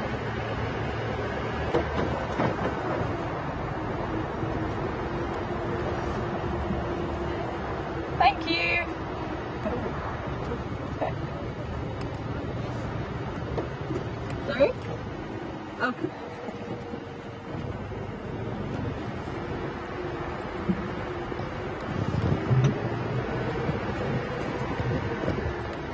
I didn't notice any lion tracks that side. We're going to carry on up towards Gary and maybe take Central. He was saying that they were heading west, maybe northwest, so it might be an idea.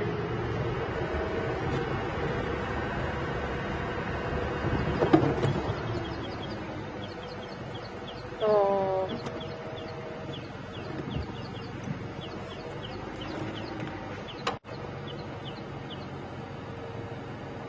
That log looked very much like a cat looking at me. Oh dear. How many is that now?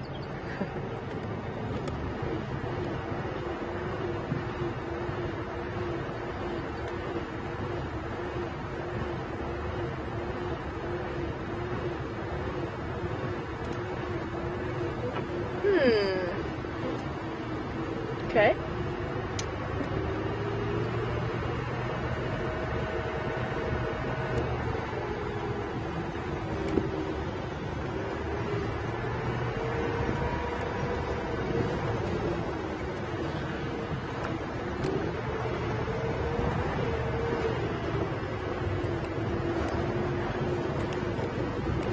Well, I think let's swing by, see if quarantine mail is around. We're actually on this other side of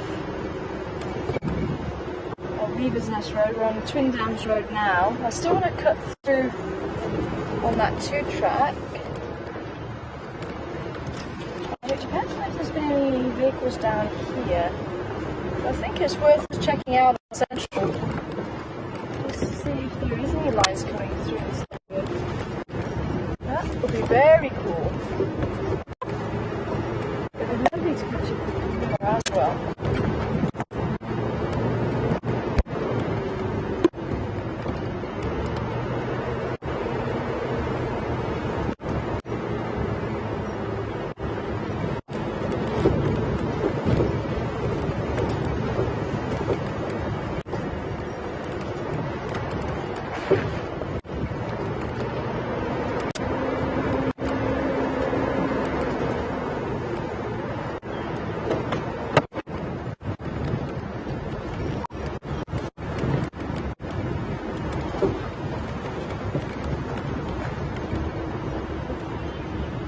Unless we head straight through to Gary, maybe.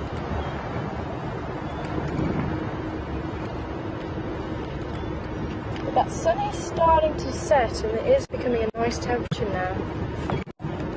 I'm thinking if Karuna is still in this block, she might start moving, but where she's moving to is anybody's guess. She was last seen at Finland's Cut Line heading east.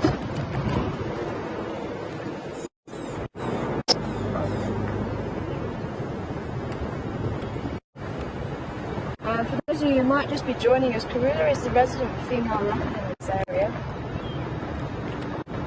So you follow her, and we have followed her for most of her life. We really have been quite privileged to watch a number of incredibly exciting interactions with her and other members of her family, but also other species as well. Oh, giraffe! Let's go and see a giraffe quickly.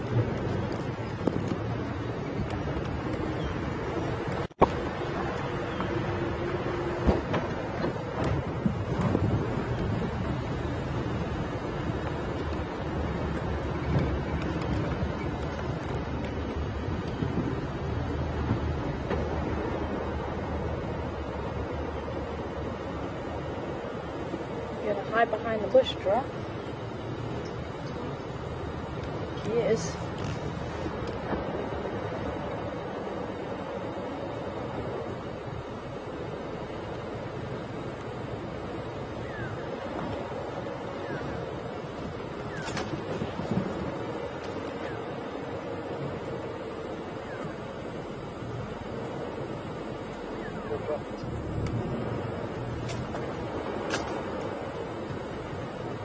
That's beautiful.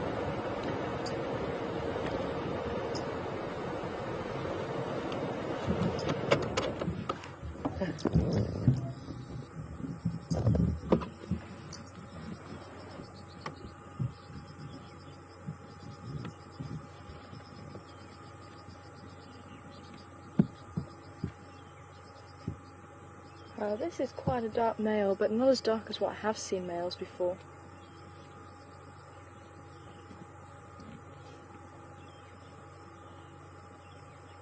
Just wanting to see which direction he was going to move in.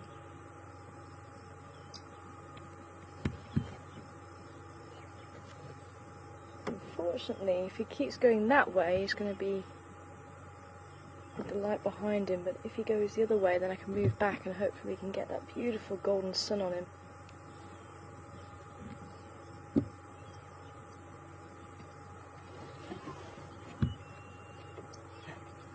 And of course there's the branches way in his head.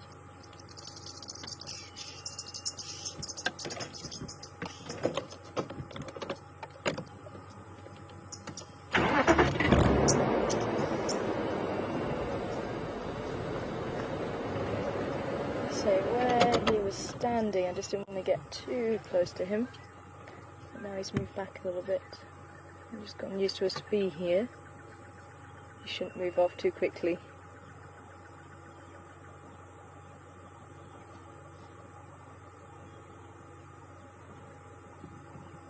What are you seeing, giraffe? Nothing. Remember, they've got that beautiful eyesight.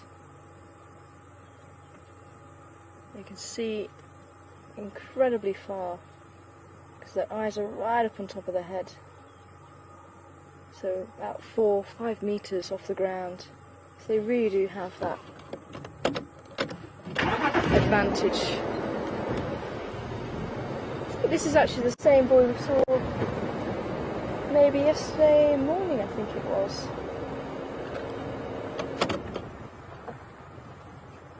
I think he's got a bit of a limp.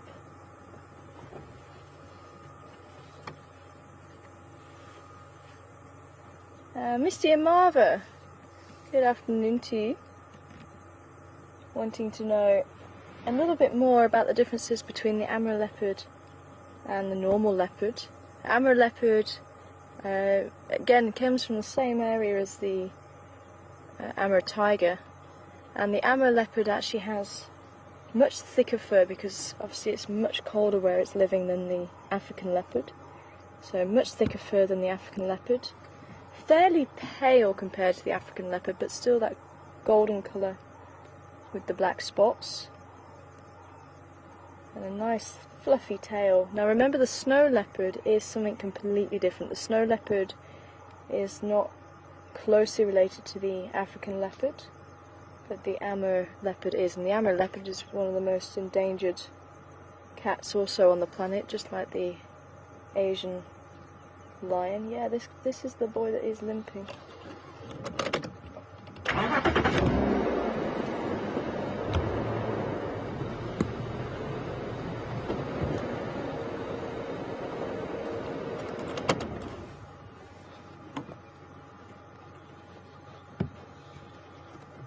Yeah, you can see there's very little fur on the horns there, or ossicones as they're called.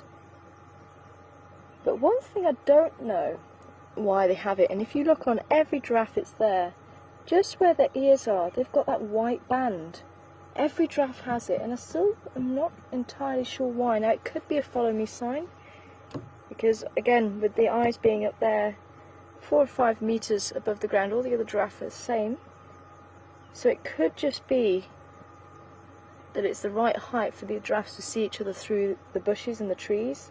And that's possibly why they have the white ears as well, so they can see each other through the bushes and the trees. So maybe that white on the neck just increases that area that they can see. But other than that, I haven't been able to find anything about why they have that white stripe. So if anybody has found anything in their travels, please do share it with us. It'd be great to know. And you can see as well that pointed face of the giraffe. Now, they are browsers, which means they eat leaves from the trees, and that pointed face helps them to get in amongst all the thorns and the branches, and they can get right into the tree. And that's very typical of an antelope or an animal that actually browses. They eat the leaves.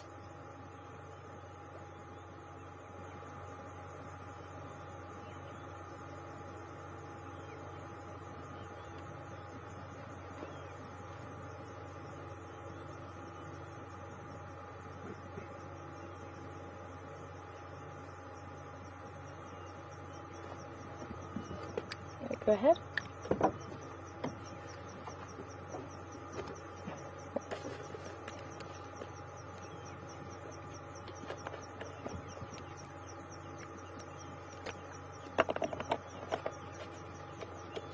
Adam and Sandra, both wanting to know how long giraffes live. Welcome on board, Adam and Sandra. And this just goes to show, if you're sitting there thinking about a question, send it through, because it's guaranteed there's somebody out there that's thinking the same thing as you, and it just goes to show, Adam and Sandra, both wanting to know how old the giraffes can live up to. The oldest on record in the wild is 28, but more typically you're looking at probably about 24, 26 in the wild. Again, captive animals can live longer because they don't have the stresses of life, and they have their every need looked after. They have the food, the top quality food usually, water on tap. If they get sick, they have a vet to look after them. So it tends to extend the life of the animal in captivity. But yeah, the oldest on record's about 28 in the wild, and they mature around 6 years old.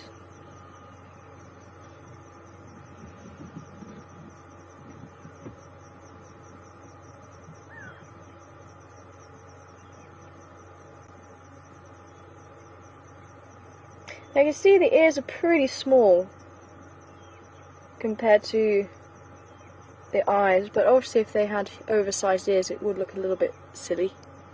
But that neck of theirs does help to increase the surface area, so unlike the elephant that has the big ears, that helps them to increase their surface area to help with the temperature regulation. So the giraffe's neck sort of do the same, increases the surface area.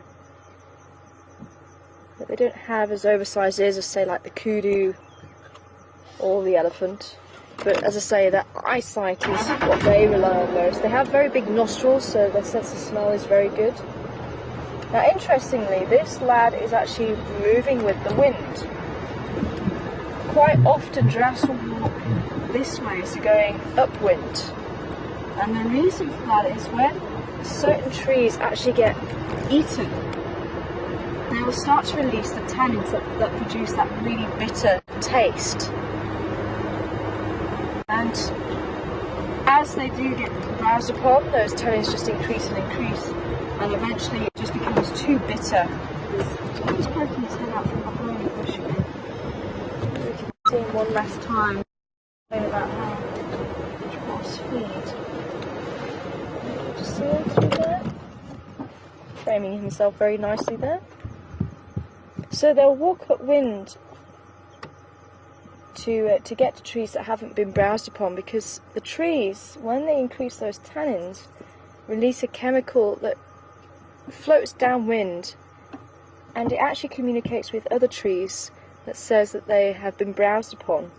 So the other trees will actually start to increase their tannin levels even before the animal gets there to feed. So if the giraffe actually walks upwind, they'll actually get to trees that haven't been browsed upon, and they haven't actually been able to communicate because the wind hasn't taken that chemical downwind, which is quite incredible if you think about it.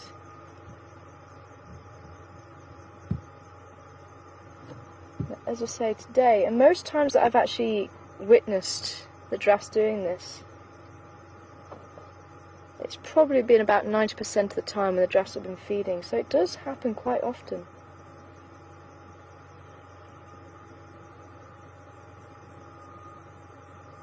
You can see he's using his ears again, looking to see what's going on. Could be there's other giraffe over the way there. There's nothing too concerning for him. I'm getting irritated by the birds jumping all over the backs, and whoever can identify the birds jumping all over the back of the giraffe, send your answers through to questions@WildEarthTV, #SafariLive. What bird was on the giraffe that was irritating him?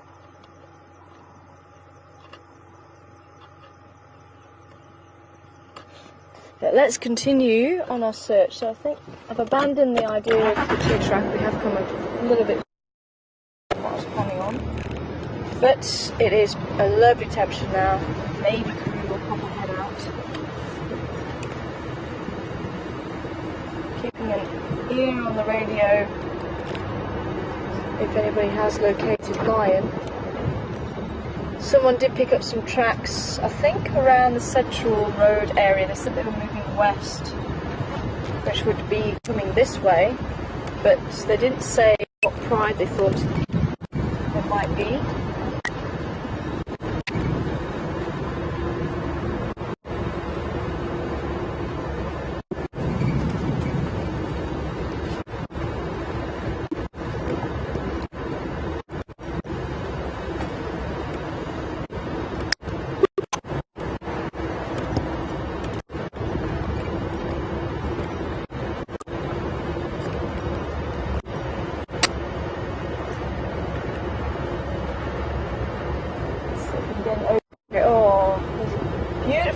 lining to that cloud.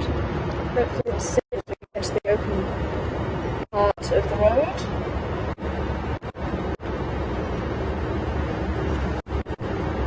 As the sun is slowly setting over Africa once again.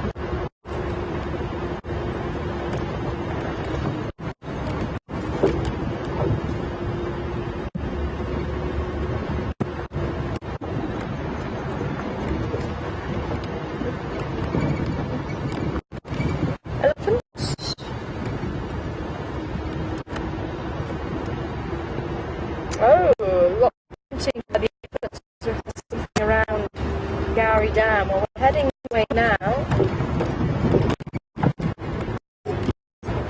Maybe cat is around and upsetting them.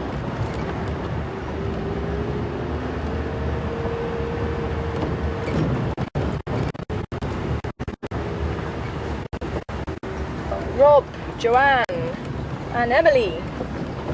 Well done for the full name as well, the red-billed oxpecker. Thanks, guys. It was indeed, that was the bird jumping all over the giraffe's neck. The rob-billed oxpecker, the red-billed oxpecker. Say, sometimes I think causes a nuisance more than what it is helpful. But a cheeky little bird nonetheless. Oh, we're still a bit low. Actually wanting to see if we can't just poke a nose in here to see what these francolins are calling about. Only on that side. I'm not seeing any ellies.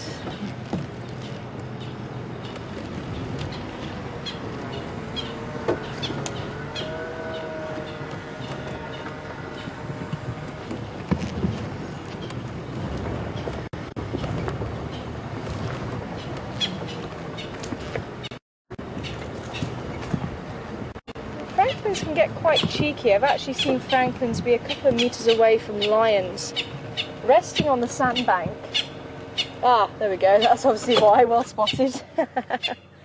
I'm looking down, seeing if there's a cat around, and there is a juvenile Wahlberg's eagle sitting in the tree, which is why I'm sure these francolins are freaking out a little bit. But I have seen francolins literally 2 or 3 meters away from a sleeping lioness in the riverbed, just doing this chirping, chit, chit, chit, like they are now.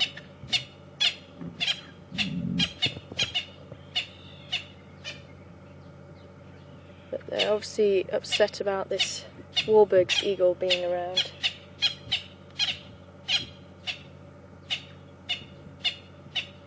And he doesn't care. It's very quiet around the dam now. We'll take Mvubu Road and just see if we can't locate those elephants. Maybe Karula came out and scared them. Maybe the lions were around that area. Haven't heard any more updates on the radio about the track scene.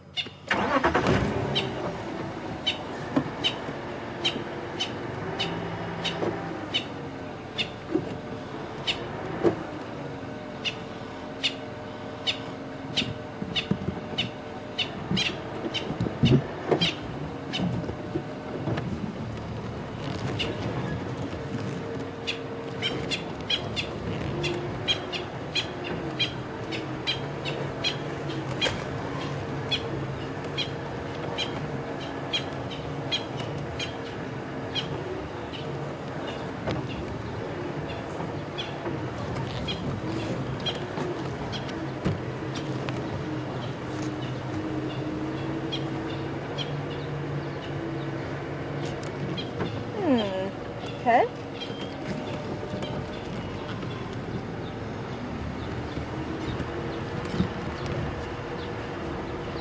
Sorry, can you just remind me of the question again, please?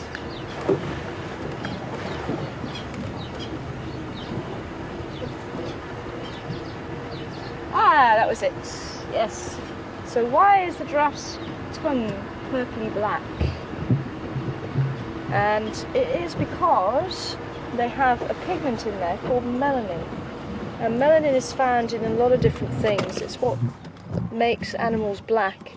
It's found in bird feathers and in the fur. It's the spot pattern on the leopard. And it is the black colour, so wherever you see animals with black on it, like the buffalo, just so they have the melanin in the fur or in the feathers. And it's there in the giraffe's tongue, and the reason why they have it apparently is to combat sunburn. So the giraffes are out in the sun, they spend around 16 hours a day eating, and they will be active quite a lot during the day, so the tongue's going to be out in the sun quite a lot.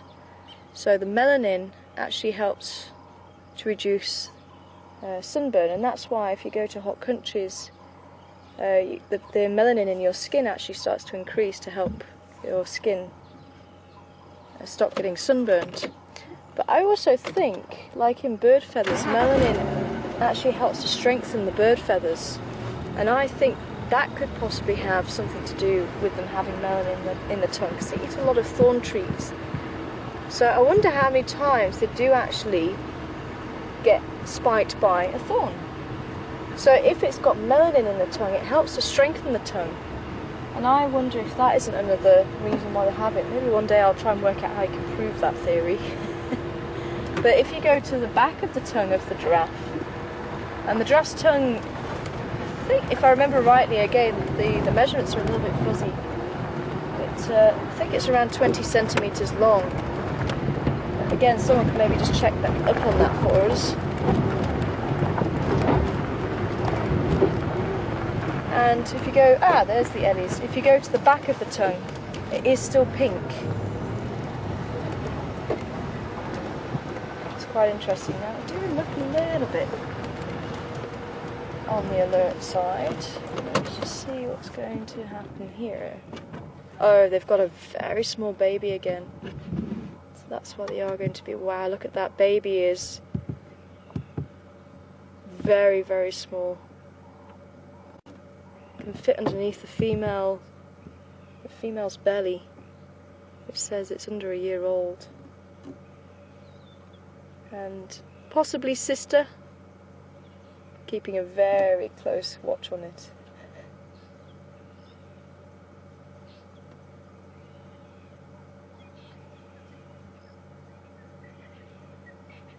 Not letting baby walk too far away. Look at that, using her trunk and her legs to try and guide the baby.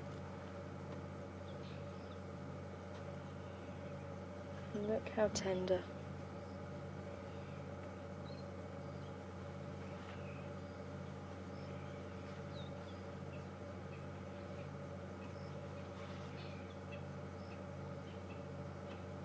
Yeah, look, keep moving.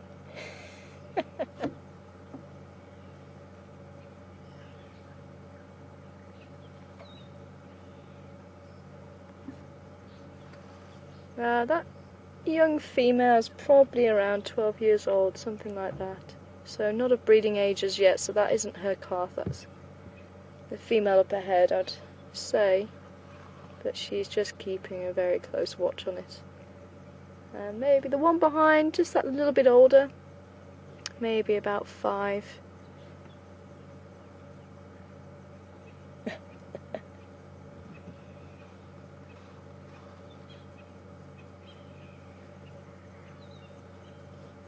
And there's a couple more just to our right.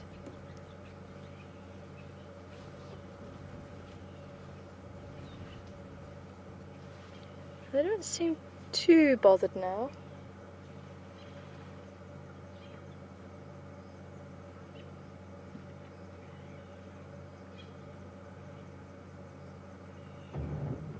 Hi, Joel. Welcome on board this afternoon. Joel wanting to know, has Djuma seen any changes due to climate change? And is there much controversy in South Africa? To be honest, Joel, I'm a little bit out the loop when it comes to things like that, because I don't get access to internet very often. So I've actually not been able to check what has been happening in South Africa. I'm almost like in a little bubble. I'm on the reserve.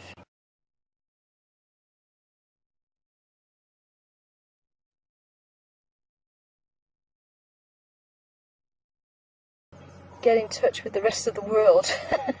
In some ways it's nice, in some ways, let's say, you do miss out as well. So as far as the controversy goes, I'm not sure here in South Africa. But climate tends to be what's been happening over a long period of time. So weather is kind of on a daily basis, and climate is over a few years, decades, and that's when we do talk about the climate. So it's been a few years since I've been here, 3 years since I've actually been in Djuma itself. So looking at it, it doesn't look like much has changed apart from the cyclone. The cyclone hit in January 2012, and that did change quite a bit of the drainage lines, the Milwati, where we keep passing through. And that changed it and opened it up quite a lot, and it does need those kind of heavy rains just to help open up the bush a little bit. And even the elephants have their place in that sense, because they help to open up areas where it's very thick bush and allows new species to grow, new plants to grow. But on the whole, looking at Djuma, it actually hasn't changed very much at all. So we might need a few more years to see any changes and any effects that might have happened because of changes in the climate.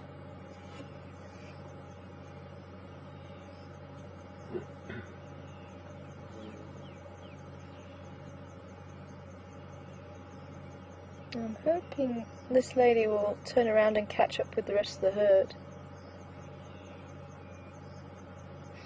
But the two that we found first of all seem to be very alert, but the herd has split off quite a lot, so maybe whatever it was that they found has scarpered.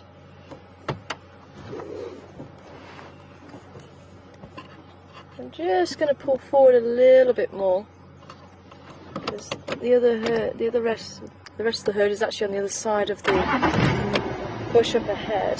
So if we pull forward slightly, we might be able to see them again while we wait for this lady to catch up. But I'm not going to split them up. They'll still be able to see each other.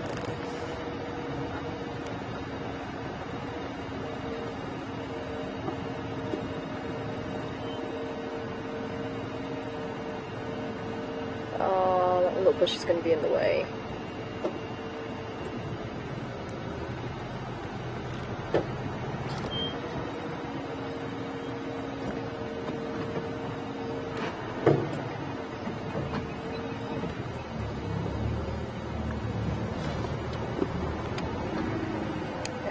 She's just in the bush here to our right.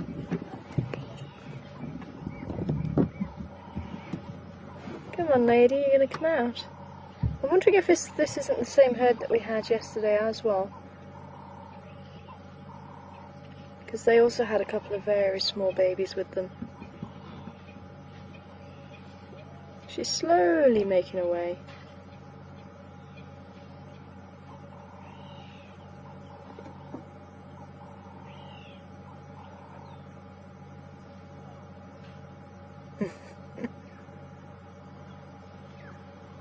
She's going to make his way, doesn't she?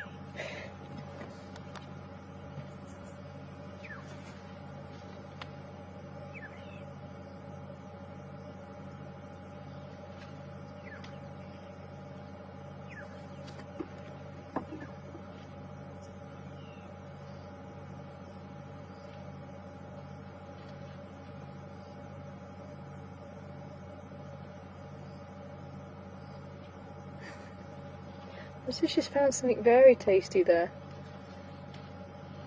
There we go. I think we're getting a little bit of movement again.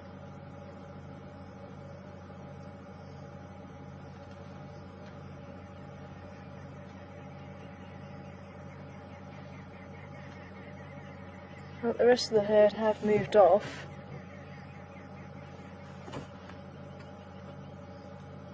So it's only a matter of time before she does start crossing the road, but obviously it is going to be in her time.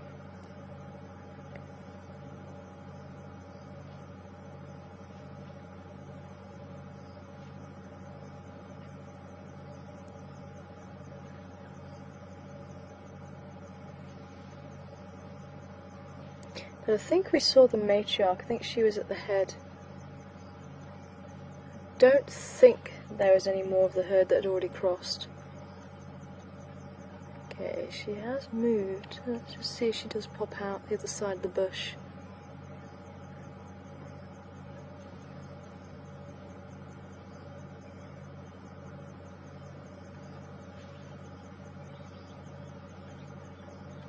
Now, even though we can't hear it, they could still be communicating, because they can feel the vibrations through the ground.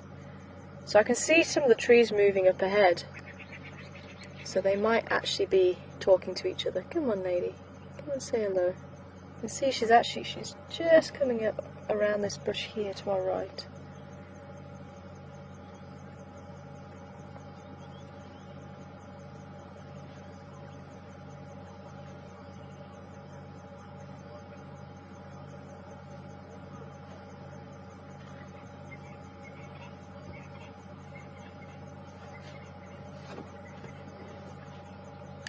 Sorry, was that do males as well? Oops. Hi, koala girl. Welcome on board this afternoon. I hope you are well and enjoying the elephants. And koala girl would like to know, do male elephants look after the young as well as the females? And no, it is solely the females who look after the young. The males, once they reach their late teens, tend to move away.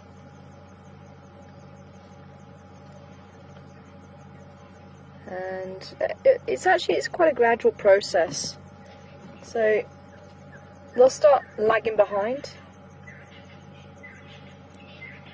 and they'll every so often they'll start wandering further and further away from the herd, and then maybe migrate back a little bit, and then eventually they break away and they'll go and find other bulls to go and socialise with, and they might hook up with an older bull, and he will then be taught the ways of being a male elephant after learning everything he needs to know about life from his mother, where to find food and water and shelter.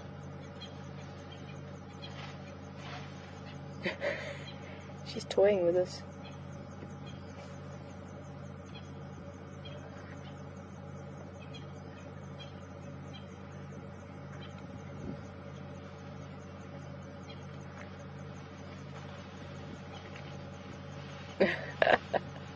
Oh, brilliant. You know, it's typical. Every time we find elephants on safari, my mum's in a different room or decorating. Mum, this is for you. Where are you?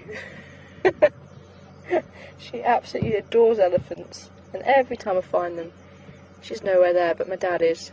So great to hear you're on board, Dad. There we go. Beautiful lady. So graceful. Did you hear that? I don't know if you could pick up that low grumble.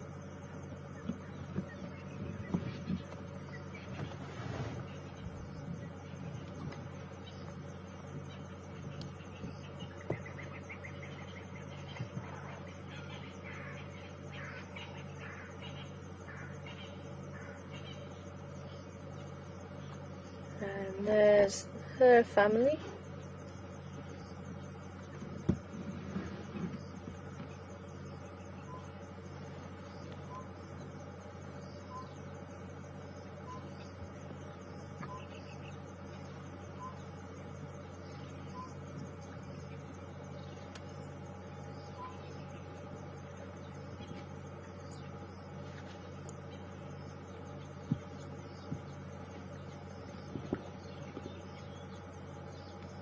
I thought she was the other one that had another baby, but maybe I was wrong.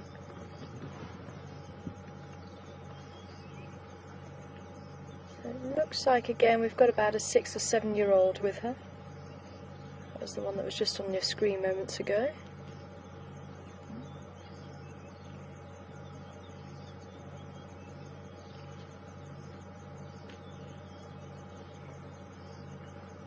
But I think this would have been the Ellie herd that was heard by the camera. And you can actually see her mammary glands between her legs. Now that's something that most mammals don't have. They tend to have the mammary glands, the milk producing organs, down by the back legs. But elephants have them up by the front legs.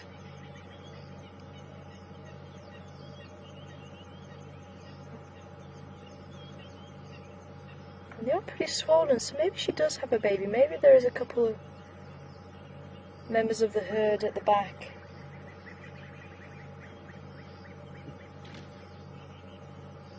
Maybe someone's babysitting.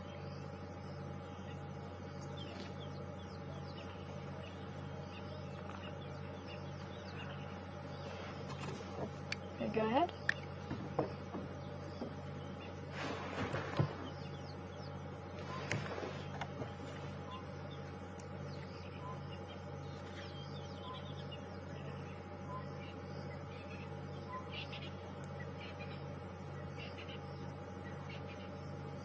Hi, Donna from Maine. Welcome on board this afternoon.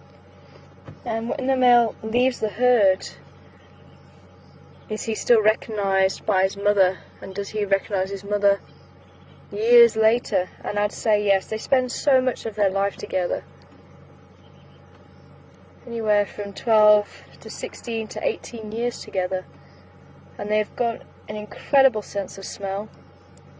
So if anything, they'll recognise them by smell. And when elephants greet each other, they'll put the trunks in each other's mouth as a way of greeting. It's almost like the elephant handshake. But I'd say that they would definitely recognise each other. You can see she's been mud bathing. Look at the difference in the colour around her rump area. Oh, fantastic. Well, radio has gone very quiet concerning those lion tracks. There's not much this side.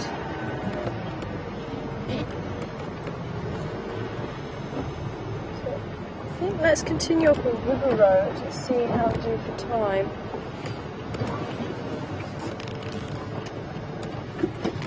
Let's see if we can maybe quickly check in with the quarantine mail and maybe start our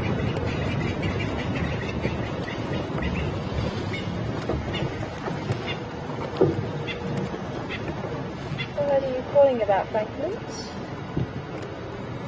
Did the eagle move?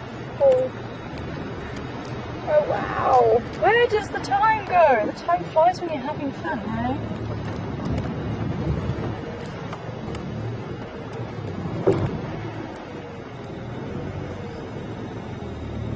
Franklin running on the ground.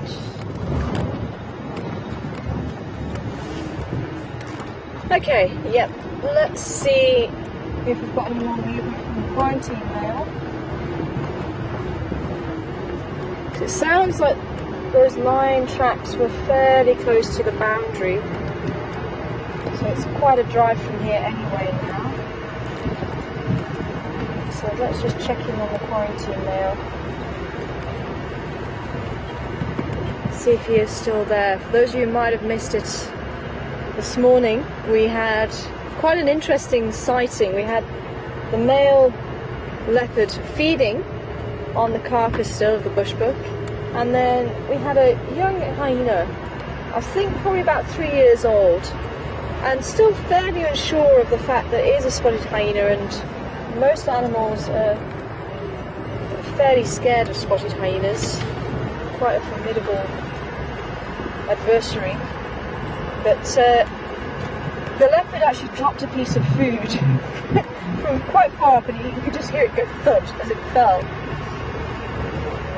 And usually, adult hyena will be on it like a shot. They wouldn't let that be missed. But the young hyena, as I say, wasn't too sure of itself, and the leopard came down, realising the hyena wasn't going to move. So it came down to reclaim the meat, which he did. And he sat there eating it, and the hyena didn't move. The hyena just went back to sleep. Hello, Franklin. So he carried on feeding, And then a second hyena came in.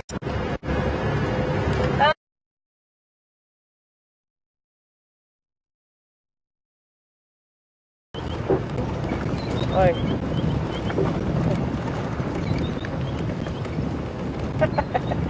Welcome back everybody. Sorry, I think we lost you there for a little bit.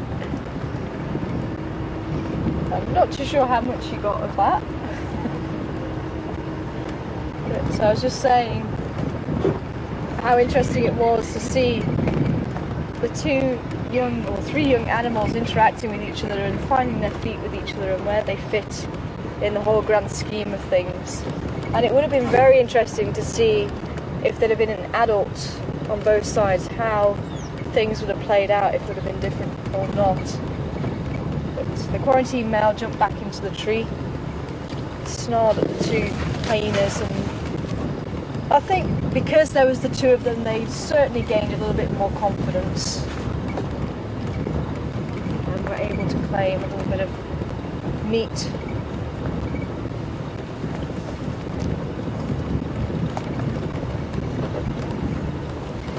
But there was still a little bit of bushbuck left, so we're just making our way around, seeing if the quarantine male is still there. The squirrel that was calling seemed to believe that he was still there up until a few hours ago. Before we left on drive, it stopped calling.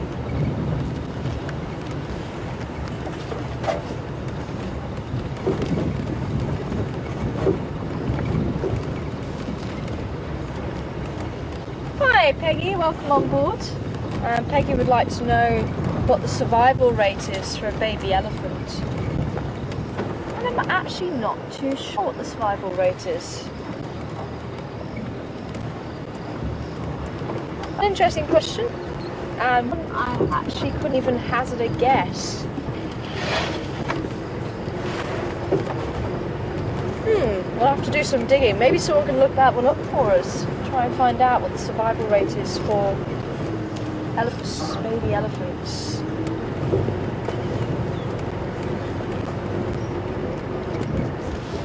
Grab my spotlight here. It's getting a little bit dark.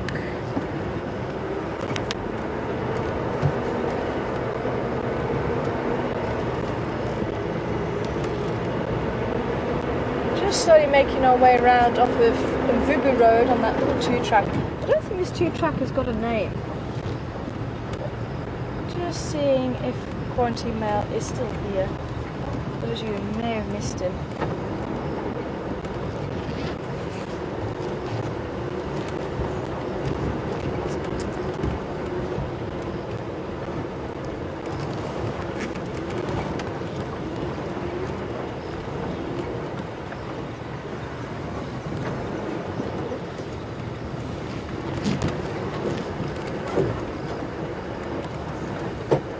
I was hoping we might run over,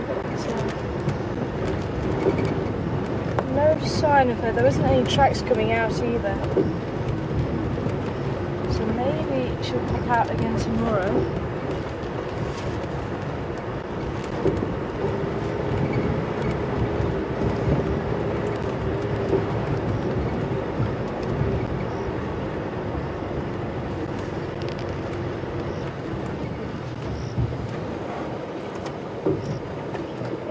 No one around by the little water hole.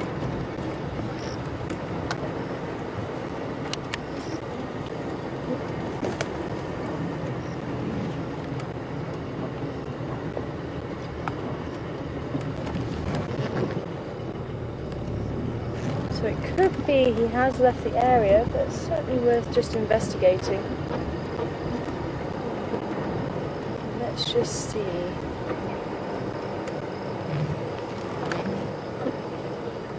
Oh, there's the hyena.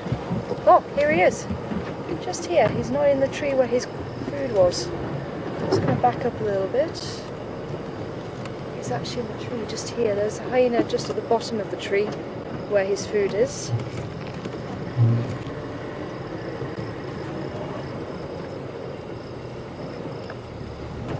Unfortunately, there's a lot of foliage in this tree. I don't think we're going to get a clear view of him.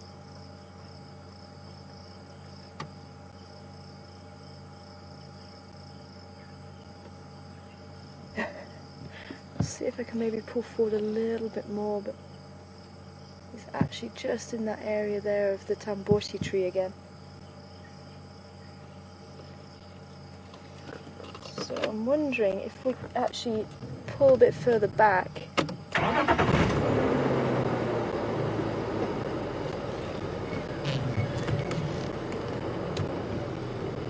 Thanks, JJ. JJ coming back with 30% for a baby elephant in its first year to survive. Okay, I'm seeing him a little bit better, so if I pull back a little bit further, we might get him through that gap there.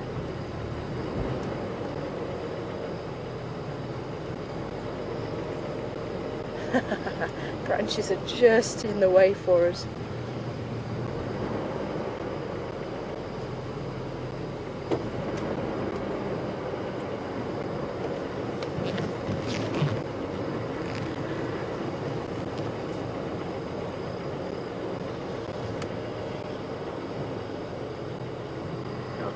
Can you see him?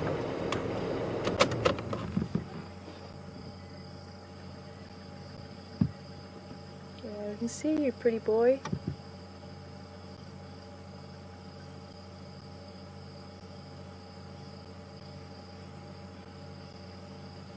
So I don't know if we're going to be able to see the hyenas from here.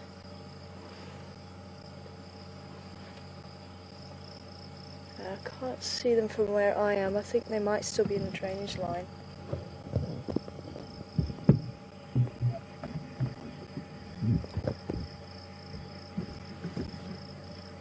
It's amazing, there's actually a nice marula tree just opposite this tamborti, so I'm amazed. He has gone for a tamborti again.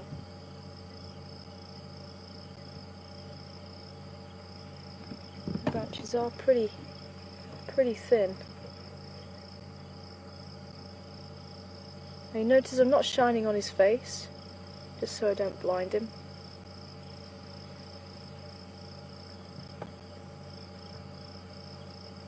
But from the brief glimpse I got of the hyena, I think it's the same one from this morning. It's the little youngster.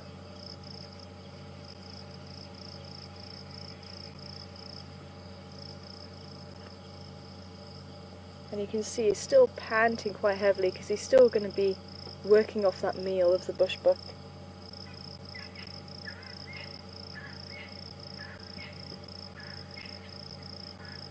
Now, if those hyenas have moved off, he might just come down the tree for us. Looks like he's certainly contemplating it.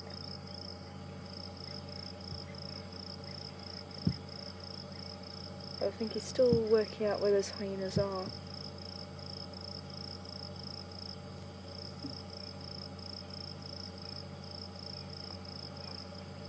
But something tells me they haven't gone too far away.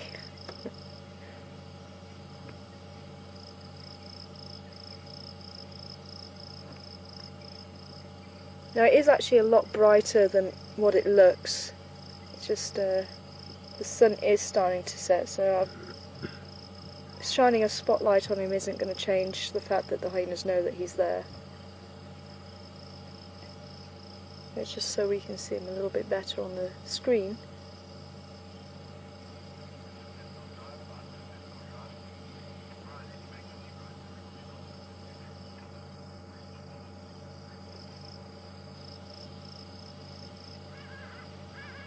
And the hardy-dot ibis calling as well. You can hear the buzz of the cicadas. Very loud this evening.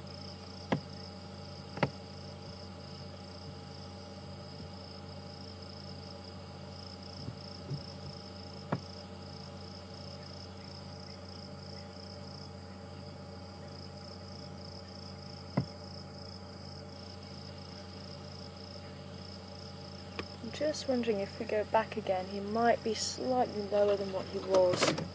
Let's see if we can get a slightly better view of him for you.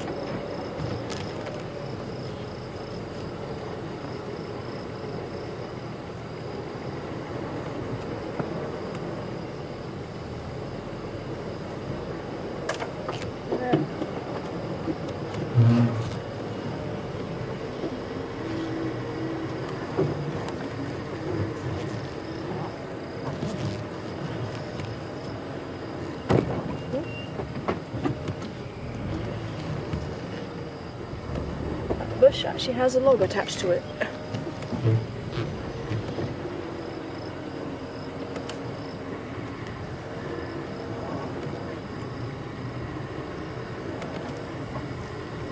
It is just slightly thicker there. We might be lucky this side. There we go. Can you see him through there?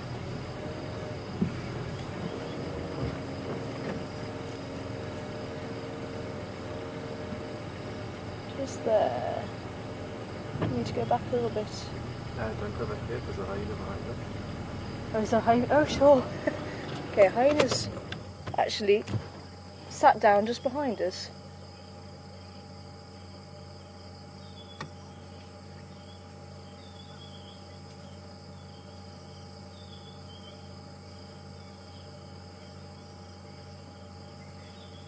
Oh, he's very hot. Oh, there's another hyena here. Look, that's what he's looking at.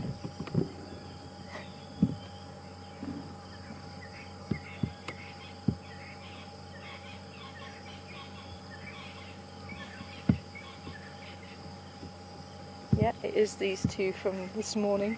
They haven't gone too far away.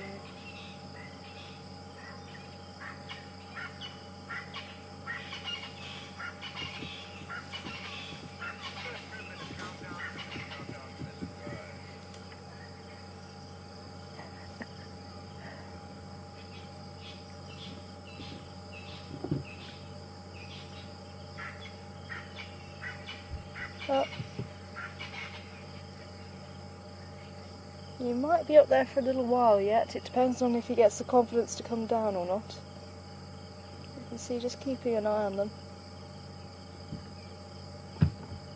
But wonderful to catch up with him again. And hopefully you enjoyed seeing him briefly at least, and the two hyenas from this morning. It's been a lovely drive again this afternoon. Thank you to all of you being able to join us on board this afternoon, and thanks for all your questions. And as ever, I hope you're able to join us on drive again tomorrow.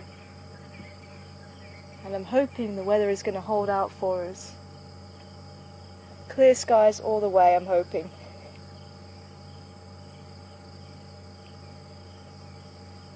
But I think these hyenas have certainly got a lot more confidence since we saw them this morning. It would be awesome to see, or to have seen what their reaction was during the day. But this is the African bush, anything is possible. So do join us again tomorrow for our next live safari. Brian and the Thumb, thank you very much for your camera work this afternoon. Andrew back in final control, sending through all the questions. And from myself, do join us again here on Wild Earth. But goodbye for now.